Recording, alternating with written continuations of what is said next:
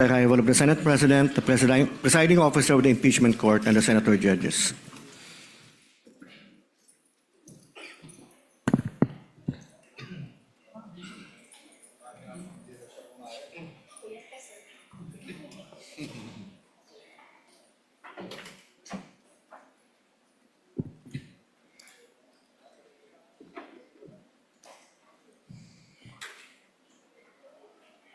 The Sergeant at Arms is directed to make a proclamation. All persons are commanded to keep silent under pain of penalty while the impeachment court is in session for the trial of Vice President Sara Zimmerman Duterte. The impeachment trial of Vice President Sara Zimmerman Duterte is hereby called to order. We shall be led in prayer by Senator Judge Risa Hontiveros. Sa ngalan ng Ama, ng Anak, ng Espiritu Santo. Amen. Ama naming Diyos, pinupuri ka namin, Panginoon ng langit at lupa, ang pinagmumula ng lahat ng karunungan, katotohanan at hustisya. Sa Ebanghelyo ngayong araw, ipinaalala sa atin ni Jesus na ang tunay na karunungan ay ipinagkakaloob sa mga may mapagpakumbabang puso. Sa pagpapatuloy ng mga pagdinig o paglilitis na ito, hinihiling namin ang iyong gabay. Pagkaloob niyo sa amin, ang mga senator judges, ang karunungan na matukoy ang katotohanan, pagpapakumbaba na makinig ng may bukas na isip, at lakas ng loob na gawin kung ano ang tama ayon sa aming konsensya at ang rule of law.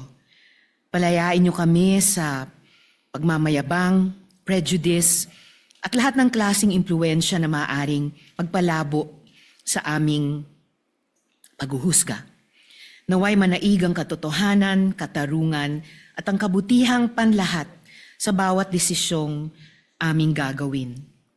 Naway ang inyong espiritu ay gumabay sa amin na maglingkod ng may integridad, katapatan, at pagmamalasakit, laging sinasaisip na ang pinakamataas naming responsibilidad ay sa sambayan ng Pilipino at sa katotohanan. Inihiling namin ang lahat ng ito sa pamamagitan ni Jesucristo. Amen.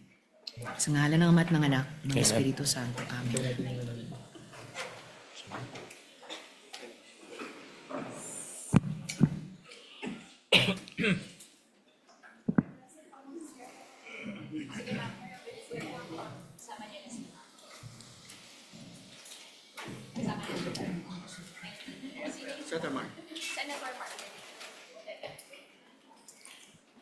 The Clerk of Court will now call the roll.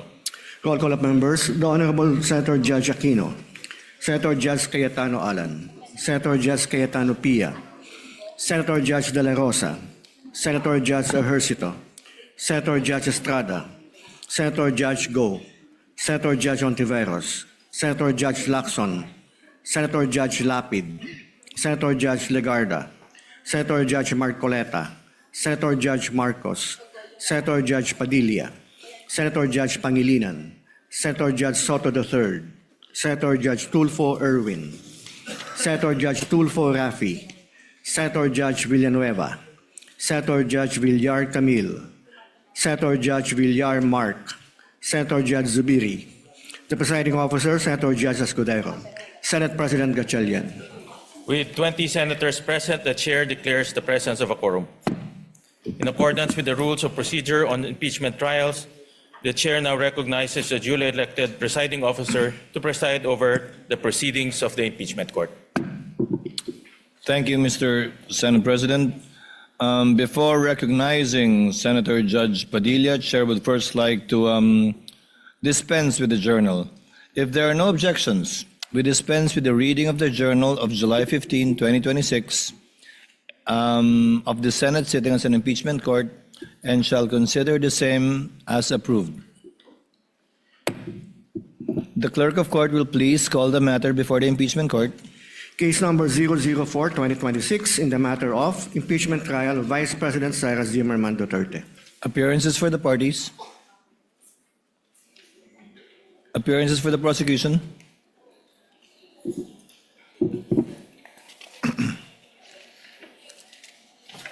Good afternoon, Your Honors. Same appearance for the prosecution. We are ready, Your Honor. Appearances for the respondent. Good afternoon, Your Honor. Same appearance for the respondent accused. Thank you, Your Honor. Noted. Senator Judge Padilla, sir, what is your pleasure? Maraming salamat po sa ating tagapamahalang hukom at sa ating pong ginoong Pangulo.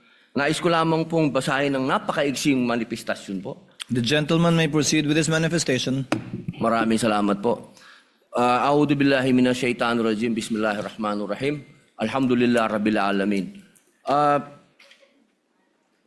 Aming mga kasama, ako po'y humihingi ng paumanhin sapagkat ito pong nakaraang linggo, lumabas po sa mga balita na may aligasyon na ako daw po ay hindi sumusunod sa batas. Ito po ay nakalulungkot para sa isang senador, sa isang senator judge, ang masabihan na hindi sumusunod sa batas. Samantalang nung tayo po ay merong mahal na saksi dito, pinaalala po natin sa kanya na harapin ang batas. Noong nakaraang linggo, ang atin pong kaibigan na ombudsman, ang sinabi po ng mahal na ombudsman na ako daw po ay hindi sumunod sa kanilang pasabi na mag-file ng aking counter affidavit. Nakakalungkot po ito sapagkat hindi po ito totoo. Inaamin ko po sa inyo kung ICC lang, hindi po talaga ako susunod. Hindi ako magpapasakop sa ICC. Pero dahil ginagalang ko po ang ombudsman, dahil siya po ay aking kaibigan na itinuturing, dahil nagkaroon na po kami ng napakahabang kwentuhan sa aking opisina nung siya po ay kalihim ng hustisya, nag-file po kami. Ito po, hawak ko po ang original. Dahil sa akin po, importante ang original. Ito po ang original, nakalagay po dito. Nag-file ako. Nakalulungkot po na pati ang media ay nakikisama sa ganitong klasing propaganda na ang isang senador ay hindi sumusunod sa batas. Isang senator judge. Ito po, maaari ko po kayong bigyan ng kopya, mga mahal kong kasama, para mapatunayan na hindi ko po kayo ilalagay sa kahihiyan. Ako po ay nag-submit ng aking counter affidavit. At ganun din po, humihiling din po ako sa aking mga kasama, lalong-lalo na po sa aking kaibigan, Ginoong Pangulo, na sa mga ganitong pagkakataon, hinihingi ko po na tulungan din po ninyo kami. Na maipaliwanag din po namin sa media na meron din po kaming mga pagkakataon na ipagtanggol din ang aming sarili at kami wag husgahang kaagad na kami hindi sumusunod sa batas. Yun lamang po, Ginoong Pangulo at tagapangulong hukom. Maraming salamat. Senators Erwin Tulfo, Senator Judge Alan Cayetano, thereafter Senator Judge Tito Soto are recognized. What is your pleasure, Senator Judge Erwin Tulfo? Mr. Presiding Officer, Senate President, ladies and gentlemen. This impeachment court was established to try the Vice President of the Republic. Ang punto ko po rito, kasi napapansin ko po ilang araw na nagagamit po natin ang impeachment court, ang oras po ng impeachment court sa pagpapaliwanag. Naintindihan ko po ang posisyon ng aking kaibigan, si Senador Robin Padilla, yung kanya pong frustrations. Pero gusto ko lang po sana ipaalala sa ating presiding officer, sa ating pong Senate President, at matanong ano po ba ang ating ginagamit na rules ngayon? Pwede po ba yung mga problema po labas sa impeachment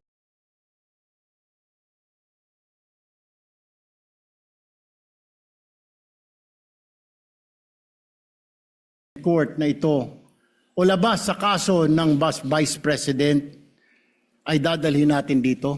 Di po ba ang korte na ito na itatag para po sana kay Vice President at kay Vice President lamang? Mga ebidensya, mga testimonya, mga pahayag patungkol lamang po sana sa impeachment ng Vice President.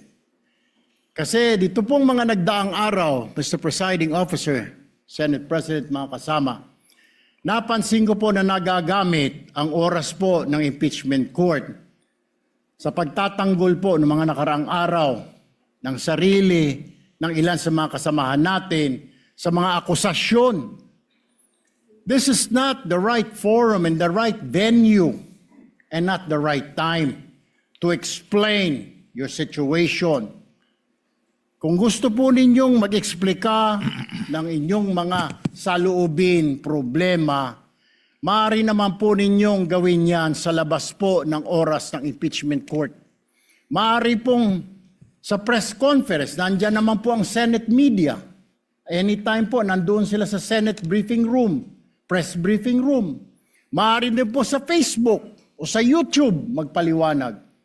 Huwag po nating gamitin ang oras ng impeachment court sa pagpapaliwanag o sa pagtatanggol ng ating mga sarili simula pa po noong nakaraang linggo. Because the time we waste here to defend ourselves, defend what we believe or what have you, is an injustice to the Vice President. Yung oras po na ito dapat ilaan natin sa pakikinig sa depensa ng Vice Presidente, sa mga akusasyon laban sa Vice Presidente, hindi po pagdidepensa sa mga sarili natin kung tayo inaakusahan ng kung anong mga ahensya, kung tayo po ay may mga kaso, may mga investigasyon. This is not the right forum, Mr. Presiding Officer, Mr. President, Senate President. This is not the right place.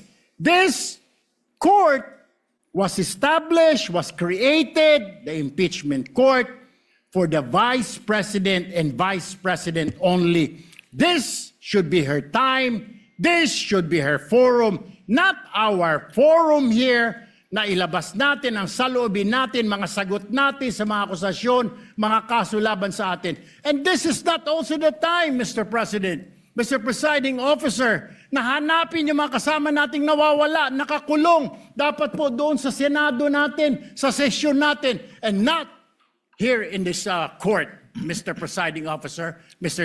Senate President. Kaya pakiusap ko lamang po sana, sa ating mahal na presiding officer and Senate President, let us follow the rules. May rules ho tayo.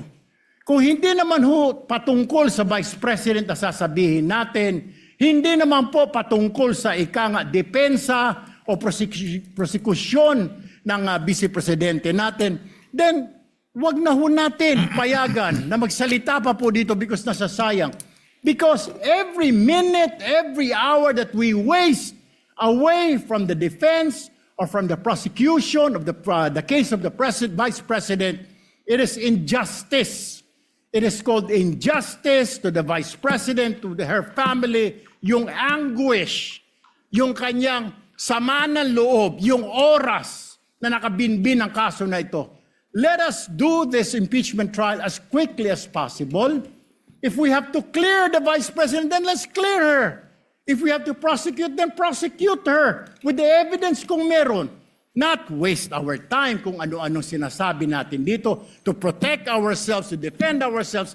This is not the right forum, Mr. Presiding Officer. Kindly wind up, Mr. Senator Senate Judge President. Erwin Tulfo. This is not the right forum for us to defend ourselves. Bring it somewhere else. Bring it to the press. Bring it to the social media, but not here. Thank you, Mr. President. The remarks of the gentleman are noted. Earlier, Senator Judge Alan asked to be recognized. Are you yielding in favor of Senator Judge Padilla? And thereafter, Senator Judge Soto, thereafter, Senator Judge Thank you, Padilla, Mr. before the Presiding chair Officer. makes a ruling on the matter. Yes, Senator Judge Alan Cayetano is recognized. Thank you. You may proceed, sir. I'm happy I finally heard Senator Judge Erwin Tulfo is concerned about the justice or injustice to Vice President Sara. That's good news. Regarding the waste of time here, sabi ni Senator Joker Arroyo, it is useless to argue a legal point with a non-lawyer. When Senator Marcoleta brought that up here, nagkaroon ng commotion. Senator Miriam stood up here many times and said, kaya ka nga nagpo 4 years na law school at nagbabar. So let me give my own interpretation. The impeachment court is formed with lawyers and non-lawyers. And we interact, and it's for everyone, and we're equal. But if there's an engineer here or a doctor, and they talk about medical principles, I have to either study and argue on medical principles. Hindi ko pwedeng sabihin, hindi, ganito lang yan, logic lang yan, etc. Diba? So, ang legal principle natin today is simple, integrity ng court. So, allow me to mention that to the people and help educate my colleague here. The integrity of the court and the justices or judges is always relevant.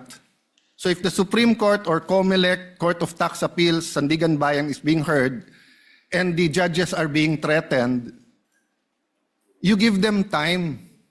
So we cannot take the impeachment out of context. May nangyayaring flood control scandal, may nangyayaring gulo sa Team Unity na hindi na united ngayon. We consider Senator Marcoleta and Senator Jinggoy political prisoners. Weaponized yung Blue Ribbon Committee at weaponized yung ano. So Mr. President, hindi tama na sabihin na I wasn't, after we brought up the problem with NBI, they doubled down, naggumawa pa ng task force. I mentioned 2 colleagues sa Salian, I didn't accuse them. Sabi ko lang, just like Vice President Sara, just because tumaas ang Salian, can we already ask for the BIR, for the AMLA and the bank accounts? So sabi ko, yan ang i-discuss namin sa Monday. Nag-react na, nag-accuse. I did not take up your accusations here today. Si Secretary Vince Dizon, 3 beses na nag-verify sa Taguig. Sinabi na 3 beses na walang ghost. Ngayon, i-verify ulit. I wasn't going to bring that up, but then i-question ninyo si Senator Padilla. It was all over the news na hindi niya inintindi or he snubbed the ombudsman. I was going to stand up before Senator Erwin stood up just to say, may registered mail. So nung una pa lang, 5 minutes si Senator Tulfo, so I'll take the 5 minutes also if you don't mind. The gentleman may proceed and kindly be mindful of the time. Yes, I will now. So I'm just saying, Senator Padilla just stood up to say, sumusunod siya sa batas, tapos. Kaya humaba to, dahil nga, hindi importante ata dito yung integrity ng judge. Lastly, kaya sinabi kong it's useless to argue a legal point. Ilang beses ko na narinig dito. It's our job to clear or prosecute the Vice President. Hindi po. It's our job to try and to decide.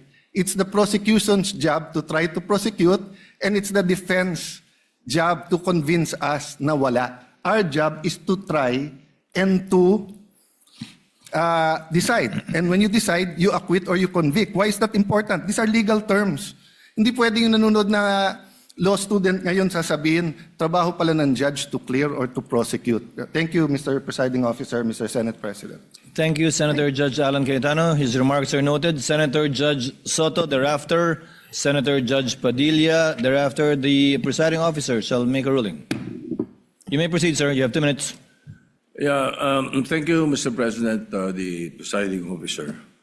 I do not have 4 years of law, but I have 29 years of lawmaking.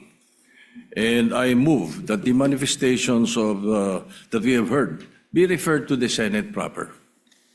We will act on it at the proper time, Your Honor. Thank you. Your remarks are noted. Senator Judge Padilla is recognized. You may proceed, sir. You have 2 minutes. Maraming salamat po, aming tagapamahalang hukom. Ito pong kasuotan natin sa mga oras na ito Hindi lamang po ito nire-represent ang impeachment ng ating pangalawang Pangulo. Ang nire-represent po nito ay ating karapatan bilang mga Pilipino at unang-una na ang due process. Ito po yun ang ibig sabihin. Kaya ikaw ay pangalawang Pangulo, ikaw ang Pangulo, ikaw ay Senator Judge, ikaw ay magsasaka, ikaw ay mangingisda, kailangan may due process. Yung pong nangyari sa akin, na ako po ay nahusgahan na kagad bilang Senator Judge, ang pinaglalaban po natin integridad ng korte na ito at ng mga Senator Judge. Kaya sana po wag nating kalimutan na ang bawat Pilipino ay may karapatan, lalong-lalo na sa usapin na ikaw, ako, sa oras na ito, ay Senator Judge. Yun lamang po, napakaiksi lang. Due process, mga mahal kong kaibigan, mga mahal kong kababayan, maging prosecution, maging defense, sa ating lahat, wag nating kalimutan, pantay-pantay tayo sa batas. Maraming salamat po. Senator Judge Pangilinan, what is your pleasure, sir? Yes, just a very quick manifestation, Mr. Presiding Officer. Earlier, former Senate President Soto moved that these matters be referred to the Senate. This is precedent, actually. During the Estrada impeachment trial, the father of Senator Cayetano Alan, Senator Rene Cayetano, made a manifestation regarding a case that was supposedly being prepared, a criminal case to be filed against him. It was raised in the impeachment court, but ultimately the impeachment court agreed that the manifestation was referred to the Senate as a legislative body. So there is precedent for this. Yes, the court allowed then Senator Rene Cayetano to make his manifestation, but eventually it was resolved that the matter be referred to the Senate as a legislative body. So we share. We move for the previous. Yes, we move. We call for the previous question, Mr. President. Senator Judge Cayetano? I think the presiding officer ruled that we will take it up later on, but if Senator Judge Pangilinan will insist, then I have to object on a point of order. Rule 6 says, the last part, the provisions of the rules of the Senate and the revised rules of court shall apply suppletory whenever applicable. And in the rules of the Senate, whenever the senator feels threatened or anything happens, whether pinatayan ng aircon, whether may nakatutok na barel or sinaran ng pinto, he can rise on a point of personal and collective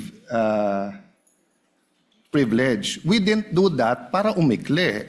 Now, if we're going to argue today, rather than ask them about due process, with a simple manifestation from Senator Padilla na hindi totoong binabastos o binabaliwala ang ombudsman, registered mail lang, kaya hindi pa nadagdag. So, hindi kami ang nagwe-waste ng time. We can have a caucus, we can talk about it. You want to debate that now? With the permission of Senator Judge Pangilinan, to abbreviate the proceedings. May I just, Mr. President, because I was alluded to, Mr. President. May I just very quickly, Mr. President, Rule 6 on... You may proceed, sir. Thank you, Mr. President. Rule 6 of our impeachment rules, Mr. President, which was quoted by Senator Cayetano as being suppletory. Mr. President, that refers to evidence, rulings on evidence in the impeachment trial. It does not refer to privileged speeches. Therefore, the suppletory nature of the rules of court, as well as the Senate rules, refer to matters pertaining to evidence and no other, Mr. President. But in the spirit of liberality, we will allow that. That's precisely why we did not object when he spoke last week. But let us not abuse the liberality of this court, Mr. President. With the permission of Senator Judge Tulfo Erwin, the chair will make a ruling because I believe it is also his position not to prolong this matter in discussing collateral matters not pertaining to the articles of impeachment that we are hearing and trying before the impeachment court. The chair rules that the manifestation of Senator Judge Padilla shall remain in the records. We cite as a precedent to the precedent mentioned by Senator Judge Pangilinan, where the speech of former Senator, the late former Senator Rene Cayetano was not expunged from the record, but referred to the Senate Senate as a legislative body where it may be taken up. I ask the indulgence of the parties to this case. Wala po kasi kaming session. Ito lang po ang pagkakataong nakakapagsalita at nakikita-kita kami habang recess kami. Pero umaasa ako, within hearing distance of my colleagues, na kapag nag-resume na po ang Senado sa susunod na linggo matapos ang sona ng Pangulo, may pagkakataon na po ang bawat miyembro ng Senado bilang senador, hindi bilang senator judge, na mailabas yung mga hinaing o anumang nais nilang sabihin kaugnay sa anumang nagaganap o nangyayaring hindi tama sa kanila o ginagawa laban sa kanila. And that, I think, is the proper forum for us to ventilate, discuss, look into, and if necessary, investigate the allegations and or accusations against senator judges in their capacity likewise as senators. So ordered. What is the pleasure of Senator Judge? I will just Cayetano? manifest, I correct myself, it was stamped, not registered mail. And since I agree with the ruling, I will not anymore argue the Thank you, other sir. rule that correlates with Rule 6. Thank you. Thank you, sir. Noted that it was stamped. The Senate President, thereafter, Senator Judge Erwin Tulfo. Thank you, Mr. Presiding Officer. Hopefully we can move on after the manifestations of the two gentlemen. Let me appreciate and thank the ruling of the presiding officer to refer the manifestations as well as the comments of our colleagues to the Senate acting as a legislative body. 8 days na lang po ay magko-convene na ang Senate at doon rin ho natin pag-uusapan itong mga mahalagang bagay na pag-usapan ho natin ngayon. At kanina po ay narinig ko po yung komento ng ating kasamaan si Senator Romy Padilla. At ito po yung mga bagay na dapat rin po nating talakayin pag nagbukas na po ang Senado in 1 week's time. So with the indulgence of our colleagues, importante ho yung oras ng trial sa mga darating na panahon. Nasabi ko nga nung mga ilang araw na mahaba pa yung ating dadaanan. Ito ay 7th day pa lang out of the 102 days na dadaanan ho natin. Kaya bawat oras, bawat segundo ay napakahalaga. At nagpapasalamat po ako sa ating mga kasamahan dahil po sa kanilang masusing pag-participate ho dito sa ating impeachment. Pero dadating rin po tayo doon sa pagtatalakay nitong mahalagang issue pagbukas po ng Senado. Maraming salamat, Mr. Presiding Officer. Senator Judge Erwin Tulfo, briefly, sir, so that we can proceed to the matter on hand. Very quickly, Mr. Presiding Officer, can we start now, sir? I was about to, sir. Thank you, sir. We wasted 26 minutes for nothing. Thank you po. Proceeding now to the matter on hand. The presiding officer already made the ruling, referring it to the Senate as a legislative body, Senator Judge Soto. Without expunging it from the records, let it remain there. We will now proceed on the matter at hand. We now resume consideration of the prosecution's requests for the issuance of subpoenas duces tecum number 1 for the banks and the Anti-Money Laundering Council on one hand, and to the Bureau of Internal Revenue on the other. And as previously agreed and discussed not only in caucus but also directly by the presiding officer with some members, Chair will now recognize, as I understand, Senator Judge... Ikaw ba una? Senator Judge Alan or Senator Judge Villanueva? Or Senator Judge Pia? Who would want... No one's raising their hand, that's why I don't know who... Senator Judge Villanueva is recognized. You may proceed, sir. Thereafter, Senator Judge Pia Cayetano. Thereafter, Senator Judge Alan Cayetano. You may proceed, sir. Thank you, Mr. President. Thank you, Mr. Presiding Officer. As much as I am more than willing to give way to our dear colleagues, But Mr. President, before I make inquire and pose some questions to the prosecution and the defense, may I also raise something, Mr. Presiding Officer? Gusto ko lang pong malinawan tungkol po dun sa procedural aspect, Ginoong Pangulo, dun sa motion na ito. Kasi sa regular courts, hindi naman po unusual na ang isa pong motion ay i-grant in part at i-deny in part. Depende po sa legal and factual basis ng bawat relief na hinihingi po, Ginoong Pangulo. So, pwede ko po bang malinawan lang, Mr. Presiding Officer, tama po bang sabihin ganun din yung kapangyarihan ng ating impeachment court? Maaari po ba na suriin ang bawat hinihinging sabina ng magkahiwalay at magpasya po batay sa legal at factual basis ng bawat isa sa halip po na tratuhin ang buong motion bilang isang all or nothing proposition? Tatratuhin ng hukumang ito bilang nag-iisang motion ang tag-isang motion na inihain ng prosecution. They only filed 2 motions, Senator Judge Villanueva, and the court will act on these 2 motions separately, regardless of the number of issues or sub-issues underneath each motion. The reason is simple. Because the court should be a passive body. By amending the motion into several parts and voting on it separately, we are essentially acting as if we were one of the parties. In voting for or against the grant of the motion, we should take into consideration all of the factors that may be raised for or against it. And it may be cited by the Senator Judge in explaining his vote or voting for or against it.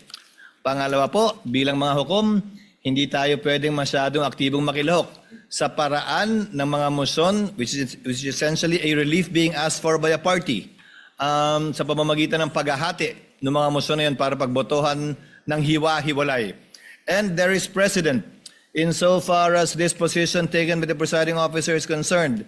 In the impeachment of the former Chief Justice, late former Chief Justice Corona, where then Senate President, presiding officer Enrile ruled that the ruling of the chair on motions are indivisible and may only be appealed in toto and not in part. Thank you, Mr. Presiding Officer. And it's clear to me now, despite the fact, Mr.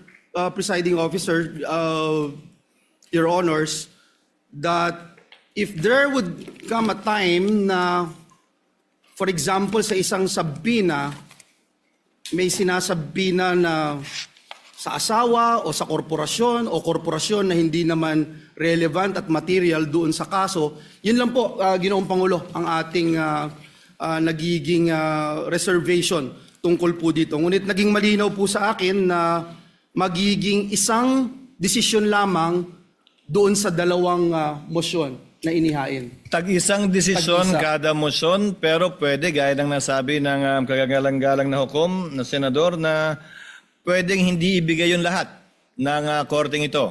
Pwedeng iba lamang, parte lamang, at hindi eksakto ng hiningi niya. Pero yun ang pagpapasyan na bilang isang nag-iisang motion. Marami pong salamat. Naging mas malinaw po sa kinatawan na ito ang ruling ng ating presiding officer. May I start raising some questions, Mr. President, Mr. Presiding Officer, to the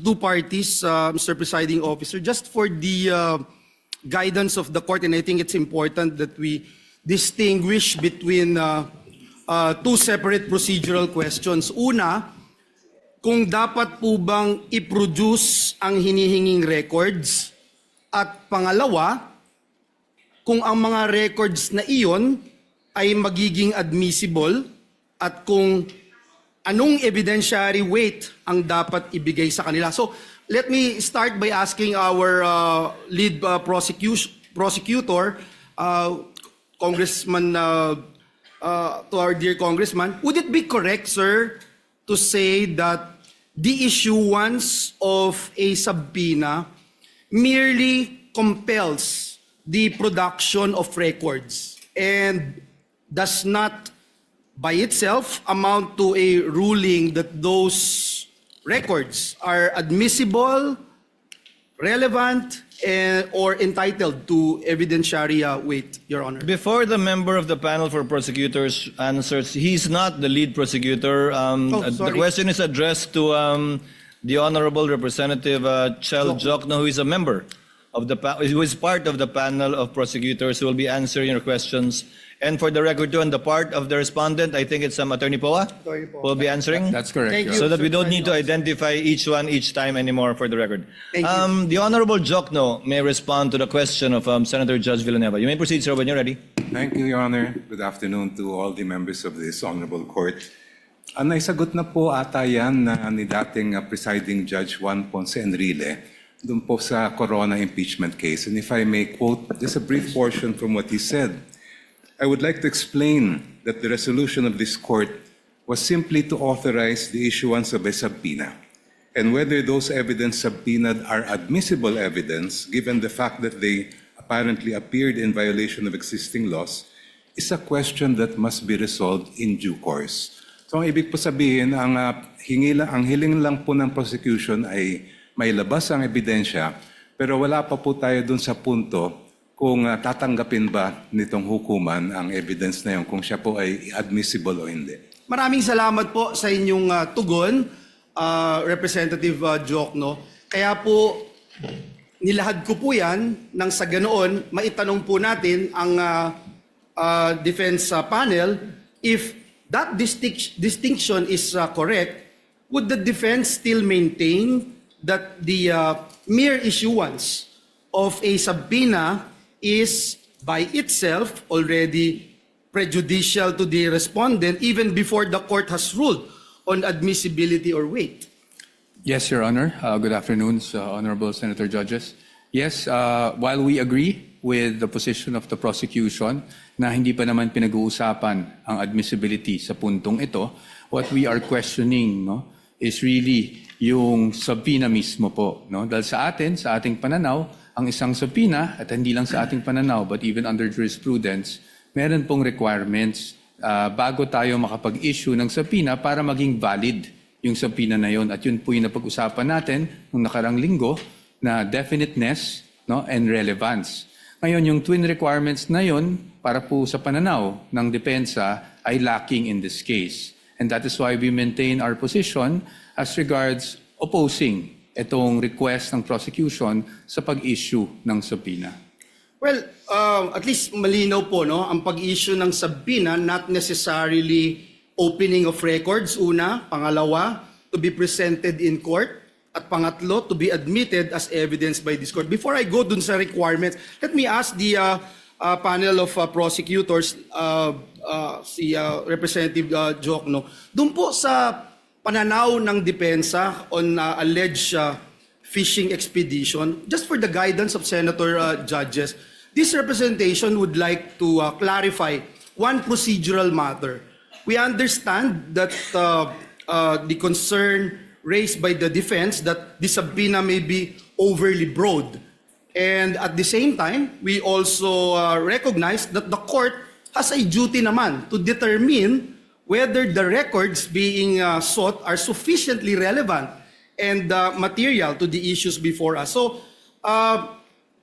Representative Jokno, maaari po ba ninyong ipaliwanag kung paano ninyo tiniyak na ang hinihinging mga records ay hindi po simpleng paghahanap lamang ng posibleng ebidensya o tinatawag na fishing expedition, kundi ito po ay mga partikular na dokumento na sa tingin po ninyo ay meron pong malinaw at direktang kaugnayan dito po sa mga articles of impeachment. Thank you, Your Honor. Ang hinihiling po namin sa mga subpoena ay kaugnay sa Article 2, which involves charges of unexplained wealth. Kung titingnan po natin yung mga jurisprudence pagdating sa unexplained wealth, klarong-klaro po na sinabi mismo ng Korte Suprema na kailangan makita yung buong larawan, hindi lamang po ng mga salin na final ng isang lingkod bayan, kung hindi lahat ng kanyang kinita, both what we would call lawful and if there is, illegitimate income. Ang salin po kasi ay parang snapshot lang po yan, year-end, kung ano yung mga assets, liabilities, and net worth ng isang government official. Ang ITR din po ay parang short video lang po yan ng mga transaksyon ng isang taxpayer sa kabuuan ng taon na yon. Makikita lang po natin yung buong larawan pag nailabas natin ang mga bank records. Kasi doon po yung day-to-day na lumabas at pumasok sa isang account ay mabubuo po natin. And in fact, in the case of DOF Rips versus Merencilia, ito lang pong portion ang babasahin ko. Sabing ganun ng Supreme Court, the failure of the complainant to take into consideration respondent Rafael's net worth from the time he entered government service and the failure to take into consideration all of his possible sources of income in relation to his real and personal properties do not support the conclusion that he has unexplained wealth, considering that his true net worth was not determined. Ito po ay, sabi ng Supreme Court, Ombudsman, hindi nyo nagawa yung inyong trabaho. Kaya ayaw po namin tumulad sa nangyari kay Ombudsman dito sa kasong ito. We want to see the entire picture. Kaya po namin hinihingi yung BIR records, pati yung mga bank records, and even the Anti-Money Laundering Council records, para makita po natin yung buong story as far as both the assets, liabilities, and net worth are concerned, and the lawful, and if there is unlawful income acquired by the respondent. Last question no, sa prosecution. No? Sir, binanggit po kanina nung defense panel yung requirements which should be relevant and specific, and kinikilala po natin dito sa korte na yung subpoena is an important tool na available po dito sa impeachment court in the search for truth. Pero kinikilala din po natin na ang mga records na ating hinihingi ay may tinatawag na statutory protection under our laws. Now in this regard, Your Honor, bago po ninyo hiniling ang compulsory production ng mga confidential records na ito, may we know what led the prosecution to conclude that the issuance of subpoena is the least intrusive and most appropriate means of obtaining the information sought? In other words, Your Honor, paano po ninyo masasabi na itong subpoena is not only relevant but also necessary and proportionate under these circumstances?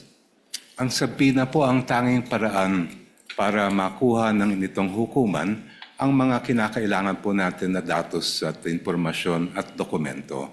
At hindi naman po siya intrusive dahil tulad na nabanggit ko po kanina, ay hindi pa naman ito question ng admissibility. Ang kailangan lang ay ma-produce sa korte yung mga dokumentong hinihingi. The issue of admissibility will come later and the defense will have sufficient opportunity to object and to oppose. Ngayon po, as far as the particular records that we are requesting are concerned, ito ay nakabatay nga sa nabanggit ko pong desisyon ng Supreme Court na pag tinitingnan natin ang issue ng unexplained wealth, hindi lang po pwedeng snapshot ang titingnan natin. Kailangan mula sa unang araw ng paglingkod ng isang lingkod bayan, yung kanyang final na salin, lahat ng mga kinita niya, ay makita natin. And that will be shown both by the bank records that we are requesting to be produced, as well as the BIR and tax records that we are requesting. Thank you. Thank you very much. Sa depensa po, binanggit niyo ho kanina yung relevance, and if I recall it right, last week, the good gentleman, Attorney Poa, made mention about the questions on confidentiality, sir, no? And this representation would like to better understand the legal basis of the defense position on confidentiality. We recognize that the law places a premium on protecting confidential information. At the same time, we are also dealing with a request made in the course of a constitutional proceeding before this impeachment court. At bilang mga senator judges, it's our constitutional duty to try and decide on impeachment cases. Mr. Defense Counsel, yung Section 8-A of the Anti-Money Laundering Act, binanggit niyo po ito last time, which prohibits the disclosure of confidential information. How should this apply to records sought through a subpoena issued by the impeachment court? Because as I read, Your Honor, Section 8-A, it imposes confidentiality, but it does not expressly create an absolute privilege against the subpoena. There is a distinction between an authorized disclosure and production pursuant to a lawful order of a constitutional body. So, again, my question, Your Honor, where exactly in Section 8A does it say that AMLC may refuse a lawful subpoena from this court, Your Honor? Thank you for that question, Your Honor. Unang-una, sagutin ko lang po yung pretense ng inyong tanong. No? Sabi nyo, this is a constitutional body, hindi po ba? And as we all know, there is an old legal maxim that the spring cannot rise over the source. No? Ibig sabihin po nun, while the impeachment court is a constitutional creation, it cannot go up over and above the Constitution itself. And when we talk about the impeachment court under Article 11, we cannot read that in isolation. We have to also give due regard for all other provisions of the Constitution, specifically the Bill of Rights, kung saan due process ay isang bagay na nakatatak po doon at pinapakita doon ano bang ibig sabihin ng due process. Due process is, kasama po sa kalakip ng due process, ay ang bawat na nasasakdal ay meron ding pribilehiyo na maging maprotect o maproteksyonan ng mga batas na isinagawa ng mismong Kongreso. So now let's go on to Section 8A. No? As you can see, Your Honor, that is at least for our position, it's an absolute prohibition. Unlike other laws where they created, for example, in the bank secrecy law, meron nakasulat doon, aaminin natin, in cases of impeachment is an exception. Pagdating po dyan, wala po ni isang exception. It could have been easy, especially since this is a 2021 amendment. No? It could have been easy for Congress to have cited impeachment as an exception if it did actually wish to do so. But it did not, Your Honor. And it is our position that if we were to compel and issue a subpoena against these AMLAC records, we're actually compelling the officials to violate this very section of the law. And that is why we are saying na pagdating sa 8A, absolute po yan.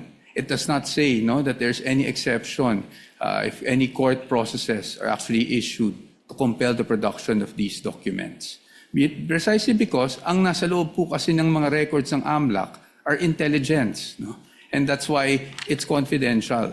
And once AMLAC determines that they find out that certain transactions are subject to money laundering or should be actually filed in court, the end result is the complaint itself and not the raw data.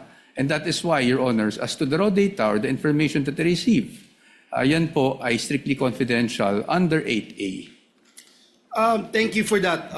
Again, I would like to put on record that I was trying to look at that particular section 8A, and I don't see anything that says this court would not have any prerogative as to whether or not we can subpoena bank records. But let me move forward.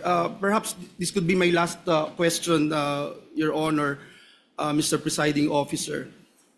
The Constitution recognizes two equally important principles: confidentiality on one hand, and the freedom of information, which promotes transparency and public accountability on the other. So, Attorney Powa, gusto ko lang pong malinawan for the benefit of this representation and our dear colleagues here, being senator judges, may legal distinction po ba between disclosure of information to the general public and the limited production of records solely to this impeachment court in the exercise of its constitutional function? Because we understand that the principle of freedom of information is rooted in transparency and public accountability, especially po when the conduct of a public officer is under constitutional scrutiny. Now, if confidentiality is the concern, would you agree, Attorney Powa, that this impeachment court can impose safeguards on the use and disclosure of the records? Kung maaari naman po na magpatupad ang impeachment court ng sapat po na safeguards upang mapanatili ang confidentiality ng mga records, bakit po dapat maging hadlang ang confidentiality sa isang impeachment court upang suriin ang mga impormasyon na maaari nga pong may kinalaman sa mga isyong nararapat nitong resolbahin bilang isang impeachment court? Para sa atin po, no, kung ano man pong hakbang ang pwede o hindi pwedeng gawin ng isang impeachment court tulad ng nasa harap natin na ngayon, it must be confined to the limits imposed by the Constitution and the laws. No? So kahit sabihin po natin, we are not against transparency. I just want to make that clear, Your Honors. We are not against accountability.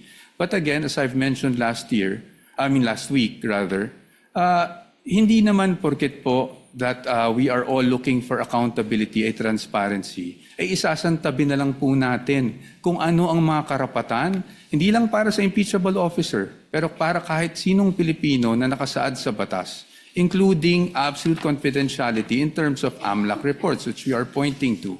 So para po sa atin, nakikita ko yung punto po ng ating hukom, no, na paano kung mag-impose na lang tayo ng certain conditions. However, Your Honors, those certain conditions may be allowed for other records, pero pagdating sa AMLAC po, absolute po kasi yung prohibition. And if we were to amend or at least suspend the provision of 8A, then it is as if this honorable court is actually doing some sort of judicial legislation, no? Because we are technically suspending this law for a specific person na hindi natin pwedeng gawin sa iba. That is why, ang sa akin lang po, ang sa amin, sa punto ng depensa, is paano po yun? Meron po bang instances na papayagan na lang natin, isang tabi natin yung batas? At merong instances na hindi. I think, Your Honors, we feel, the defense feels, Your Honors, that in the search for truth, transparency, accountability, we must still work within a framework, which means that we must work within the limits imposed by the Constitution, the laws, and the rules of the land. Yun lang po, Your Honors. Salamat po, Attorney. Mr. Presiding Officer, just a few seconds, just to put on record, ang Senado po ay nasa plenaryo na po yung proposed Bright Act natin na maraming sumuportang mga kasamahan natin. And ito kasama po dito yung amendments to AMLA to put in black and white the circumstances under which bank records, financial transactions may be lawfully accessed by competent authorities. Subject always, of course, Mr. President, to appropriate safeguards and due process. So gusto ko lang pong banggitin that indeed confidentiality is an important legal protection, pero hindi din po ito dapat maging dahilan naman para manatiling mailap po ang pananagutan. Ang mabuting batas ay kayang pangalagaan ang privacy nang hindi po nasasakripisyo ang accountability. Our laws must be able to protect both, Mr. President, Mr. Presiding Officer. Maraming salamat po, Ginoong Pangulo. Maraming salamat po, our councils. Thank you. Thank you, Senator Judge Villanueva. Your remarks and responses thereto are duly noted and entered into the records. Senator Judge Pia Cayetano is next, I believe. You may proceed, ma'am, when you're ready.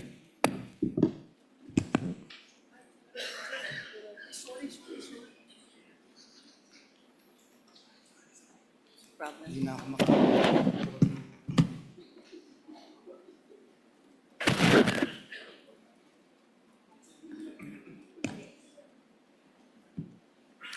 I'm ready to proceed, Mr. Presiding Officer. I'd like to start this discussion with a question that hopefully will allow our kababayans who are watching, listening, to understand the situation. Of course, I pose it also to the parties. If the government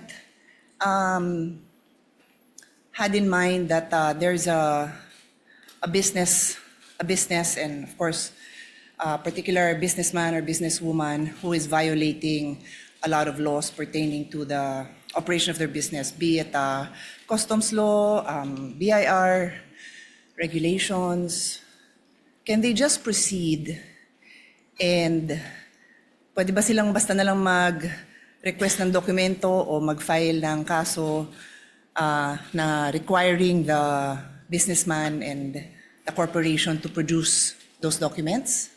Pwede ba? So yun ang pag-isipan natin, no? Kasi yun ang tanong eh. Similarly, ginagawan ko lang ng ibang analogy para maintindihan ng mga kababayan natin. So this is the essence, dear colleagues, parties, of the principle of due process. This is ingrained in our Constitution.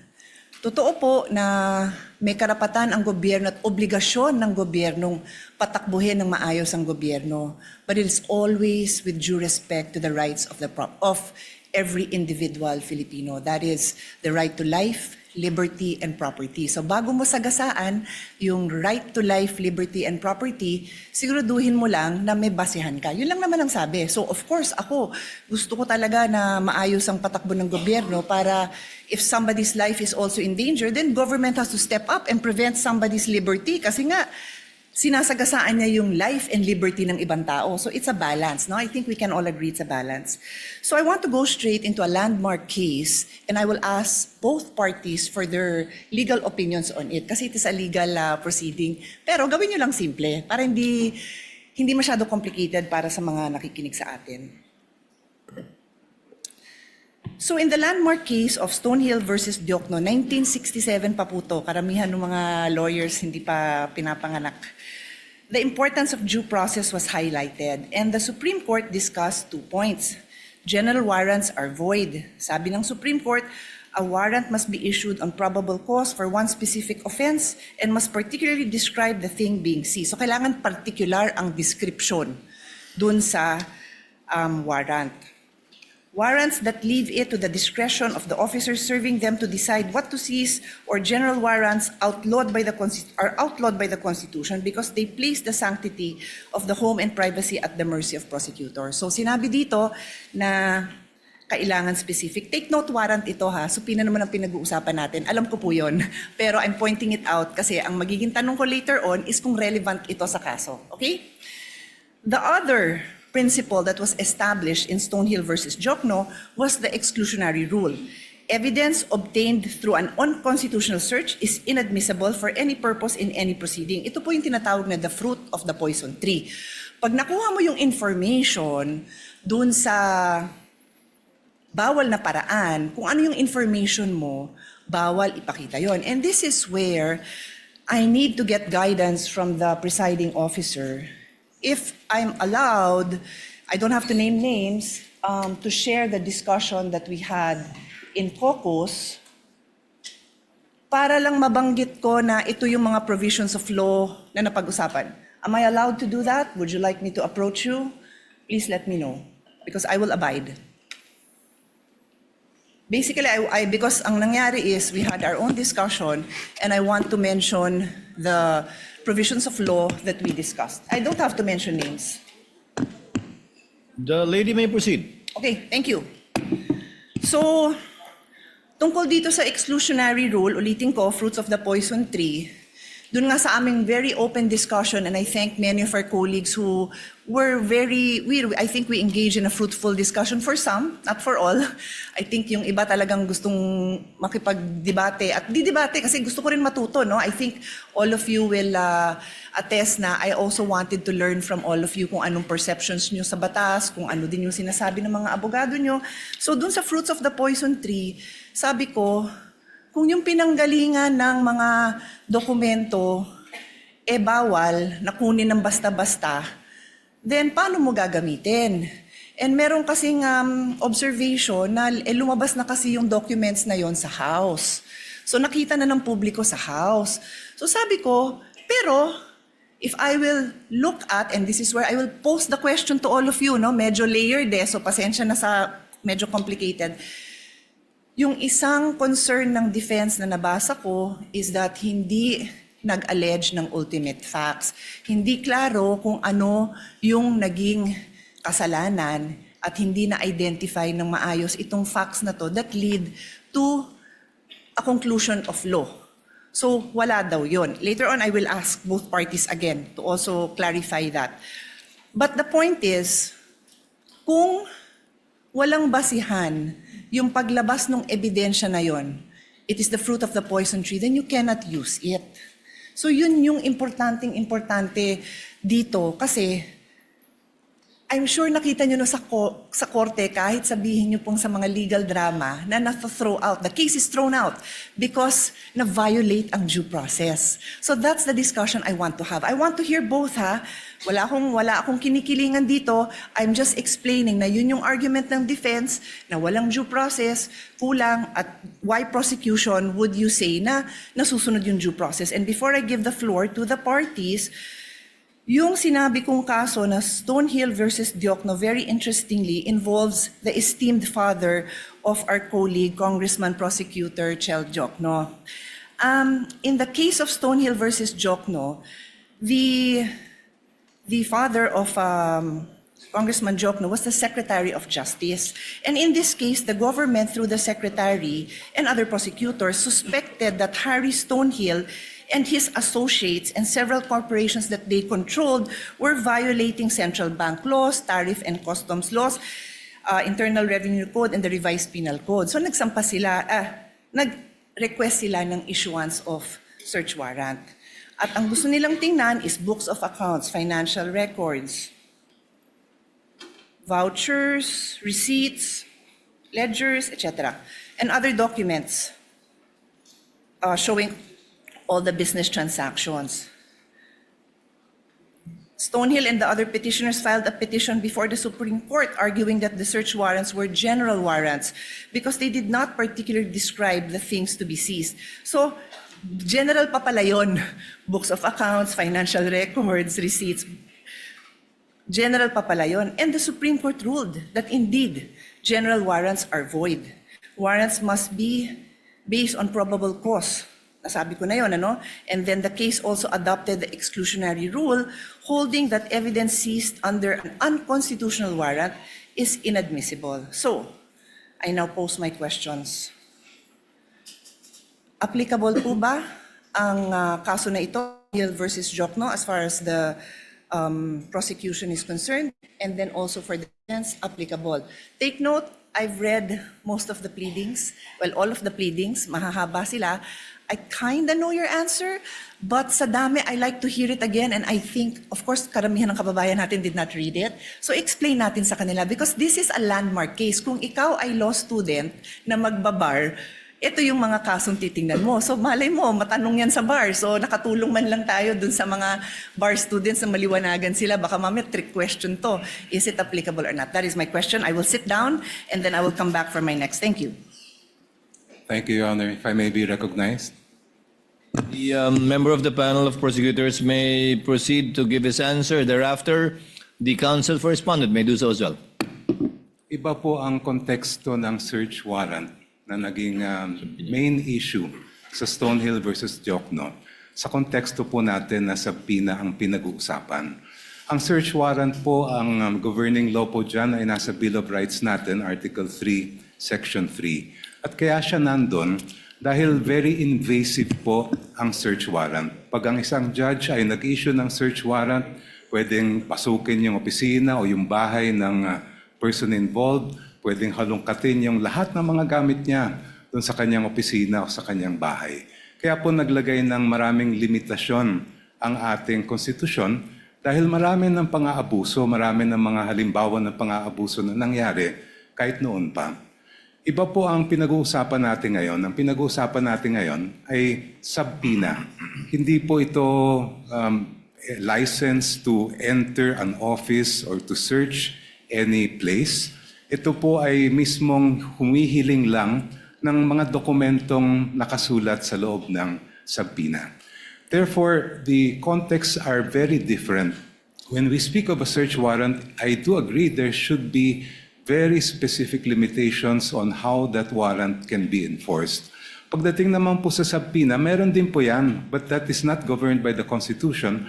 It's governed by Rule 21 of the Rules of Civil Procedure, which basically provide that for a subpoena to be valid, it must be relevant and it must be definite.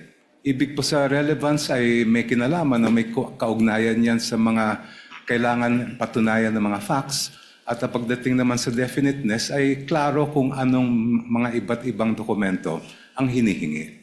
In our case, we respectfully submit, Your Honors, that we have met both the standards of relevance and materiality. The BIR records, the bank records, and the records of the Anti-Money Laundering Council are relevant to the facts in issue pertaining to the charges of unexplained wealth. Hindi po natin malalaman kung talagang merong unexplained wealth ang Vice President kung hindi natin mabubuksan yung kanyang mga bank records, kung hindi rin natin makikita at mailalatag ang anti-money laundering at BIR records po nila. And insofar as definiteness is concerned, we have specified the particular documents that we are requesting, and we have included as well an explanation of why those are important. Kaya sa aming pananaw po ay we have satisfied the requirements for a subpoena do sesteco. Thank you.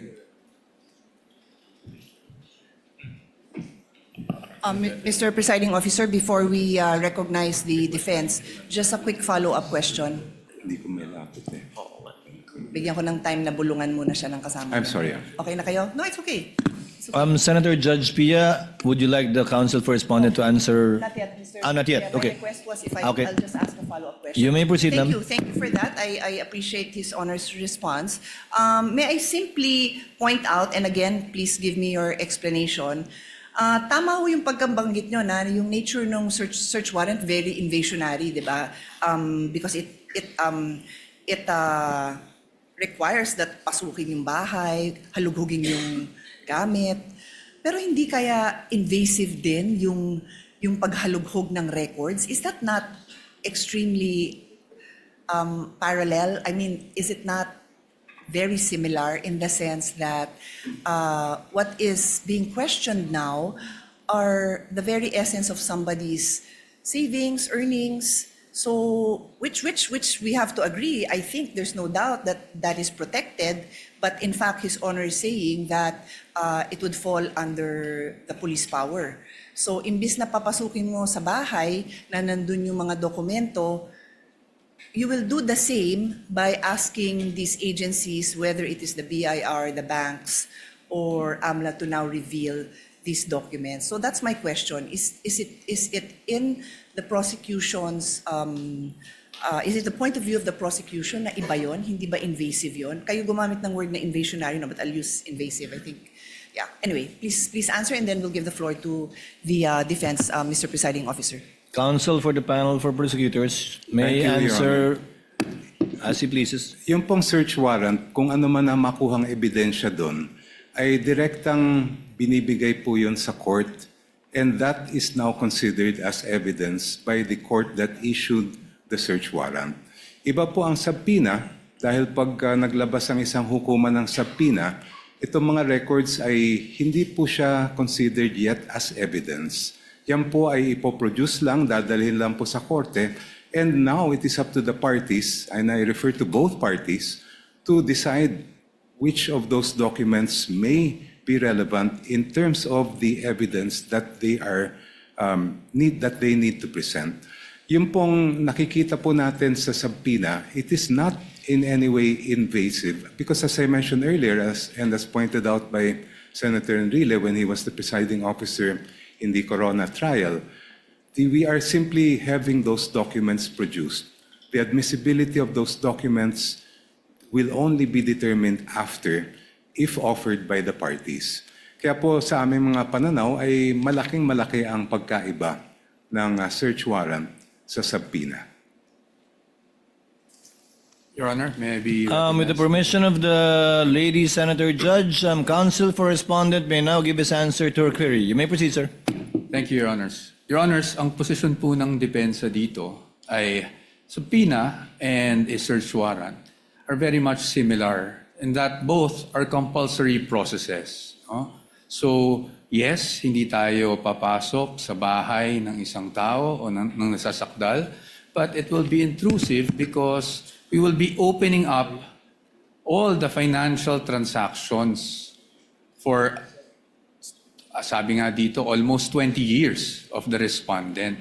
Kaya po, katulad ng isang search warrant, the things that we are asking for through a subpoena must be particularly described. Kanina po, nabanggit po ng aking kagalang-galang na opposing counsel na particularly described na po yung kanilang naisulat.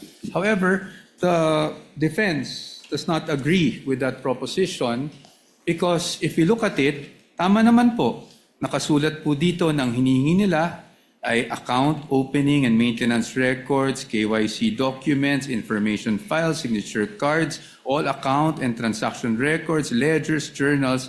Basically, Your Honors, this is everything. Ibig sabihin, ni-specify lang nila ang nilalaman ng lahat ng bank records ng respondent. So in our view, Your Honors, while they took pains to specify each and every document, the truth of the matter is they're asking for everything. Ngayon, pagdating sa subpoena, and even in the case they cited, yung Rocco versus Contreras, no? Nakasulat po doon that for a subpoena to be validly issued, when we talk about particularly describing yung kung ano yung hinihingi, it has to be evidence that is both relevant and material.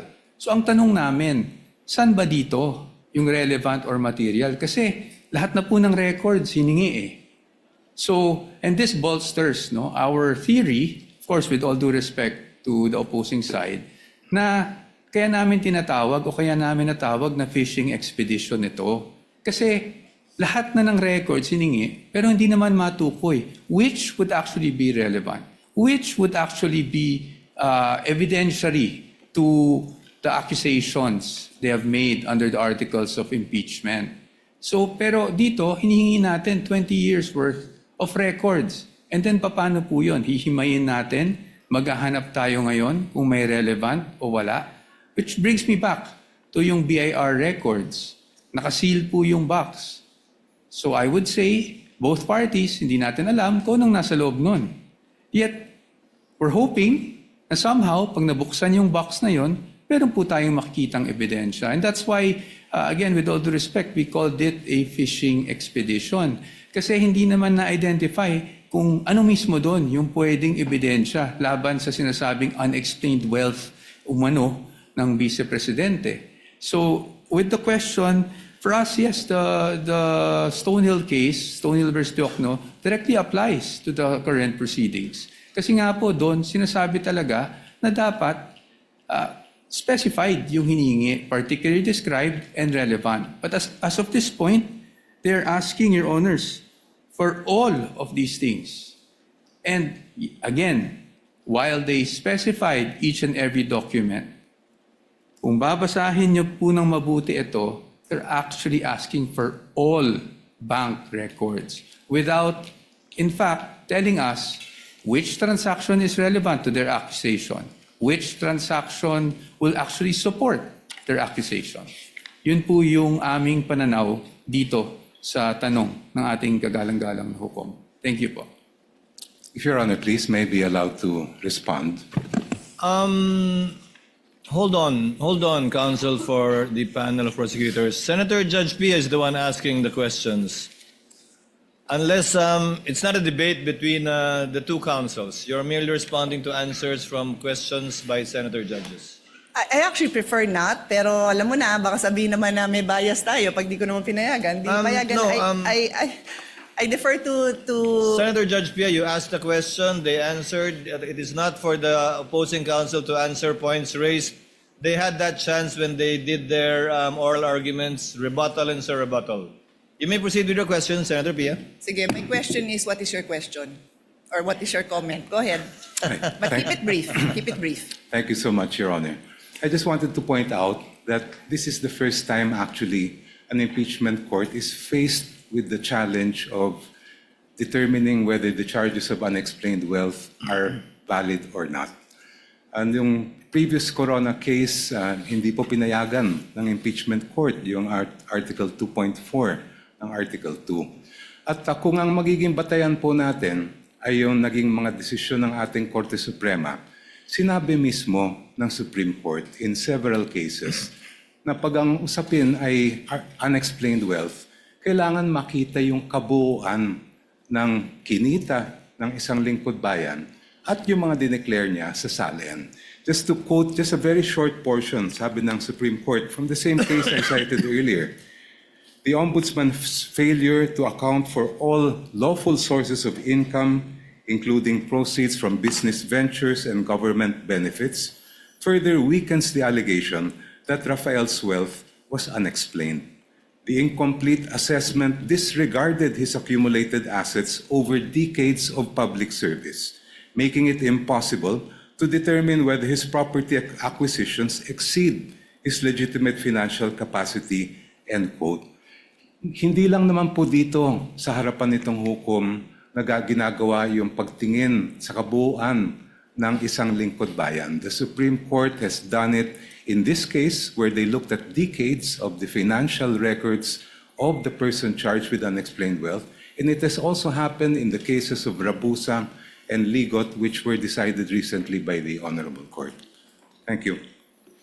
Your Honor, may I at least be given just 1 minute to respond to that, Your Honors? But of course, I will submit to the pleasure of Your Honor. Of course, I yield. Of course, I yield. The same opportunity, I'm assuming. Yes, Your Honors. Again, hindi ko po tinutuligsa o ino-oppose yung mga na-mention na case ng aking distinguished opposing counsel. However, those cases do not involve impeachment. And why is that relevant? Because in impeachment, as we have said, merong allegation ng unexplained wealth pero wala naman pong nakasuporta na mga documents para makita natin ano ba yung basis na naging aligasyon. Pangalawa po, again in impeachment, according to the case of Duterte versus House of Representatives, meron po tayong tinitingnan kung ano ba talaga ang impeachable offense. At yun po ay again, offenses or acts or omissions committed while the public officer is occupying the impeachable office and in relation to such office. That enough, Your Honors, is very clear under the decision. That is all, Your Honors. Thank you, Counsel for Respondent. Senator Judge Pia, may proceed.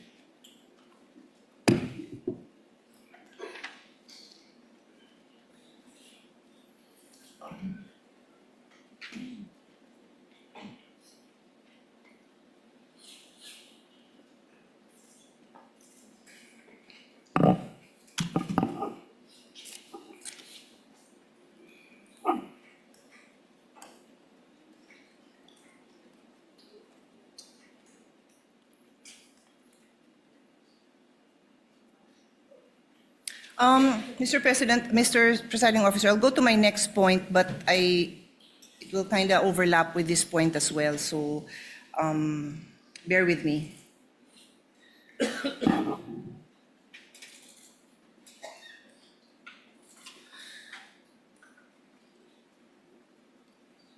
My next point, Mr.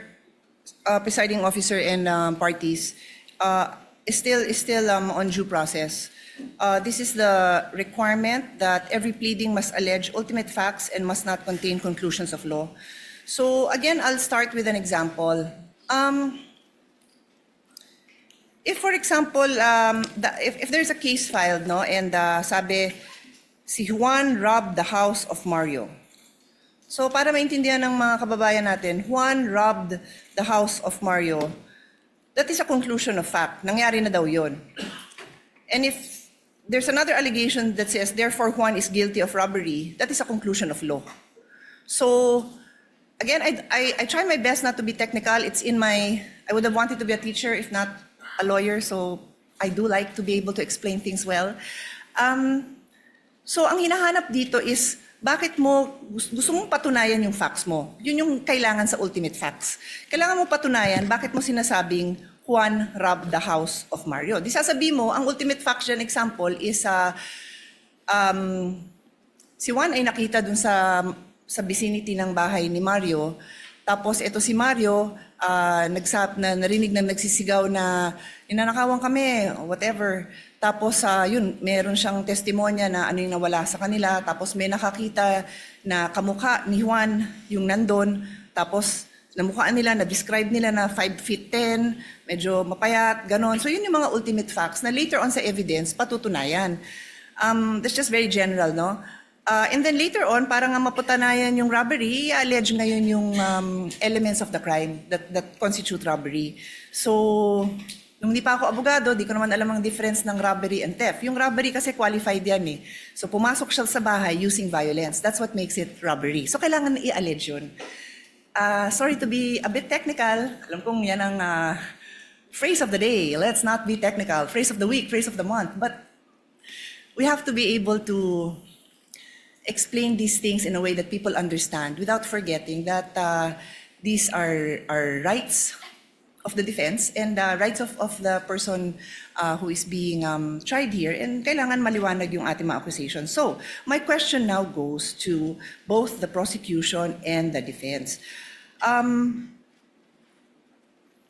I know that the defense, in their answer, questions the failure of the complaint or the articles to allege ultimate facts, and therefore, I think they filed a case before the Supreme Court. I'll give you your time to answer because I don't really recall that I heard it mentioned in the oral argument. So, again, with the permission of the presiding officer, papasadahan ko lang naman na nabanggit ko yun na nandyan yan sa nandun sa memorandum, pero hindi ko naalalang, I'm just speaking naman for myself kung ano yung mga sinabi ko dun sa aming meeting, na hindi ko naalalang nabanggit. Baka naman nasabi, hindi ko lang naalalang na-emphasize kasi nga limited yung time. But I do recall that it's in the complaint, it's in the answer, and then it's also in the memorandum. So, pinupursue nyo pa ba ito? Kasi me as a judge, importante to kasi paano ba didepensa ng maayos kung hindi nga nag-a-allege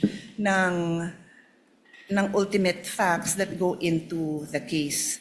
And then, for the prosecution naman, may I ask you kung saan because bawal ho na tanungin ko for you to state your case. I cannot do that, no?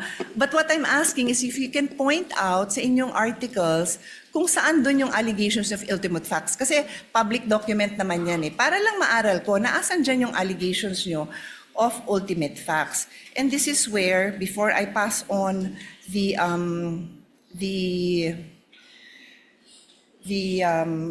floor to the parties to answer, I want to go into the principle of fishing expedition.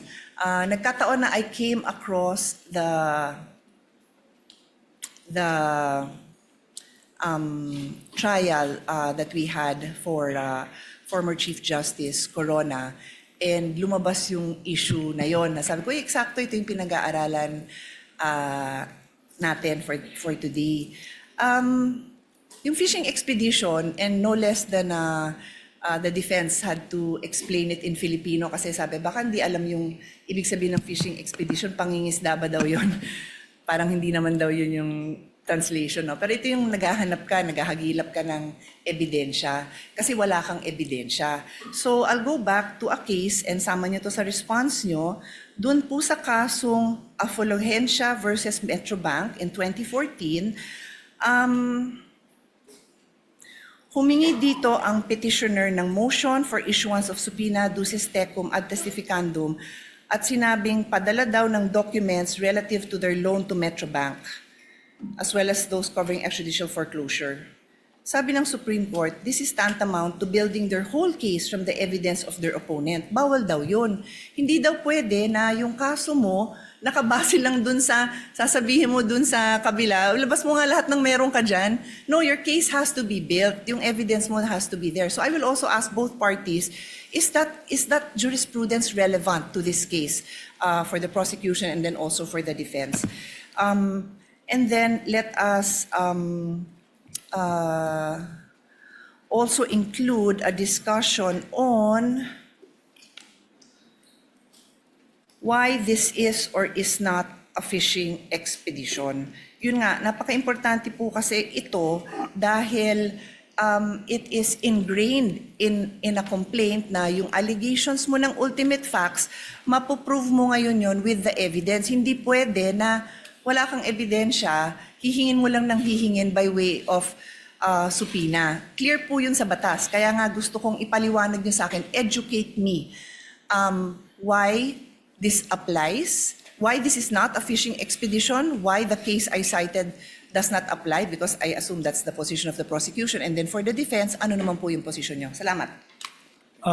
The counsel for respondent will give his answer first with respect to the question of Senator Judge Pia on ultimate facts as well as on fishing expedition. Thereafter, counsel for the panel of prosecutors. You may proceed, sir, when you're ready. Thank you, Your Honor. Pagdating po doon sa sinasabi namin na lack of ultimate facts, ito po yung nagsimula pa lang doon sa Committee on Justice when the impeachment complaints were filed. Because the allegation, and I'll stick just with this, I believe, Article 2. Pagdating po kasi doon, there was an allegation of unexplained wealth.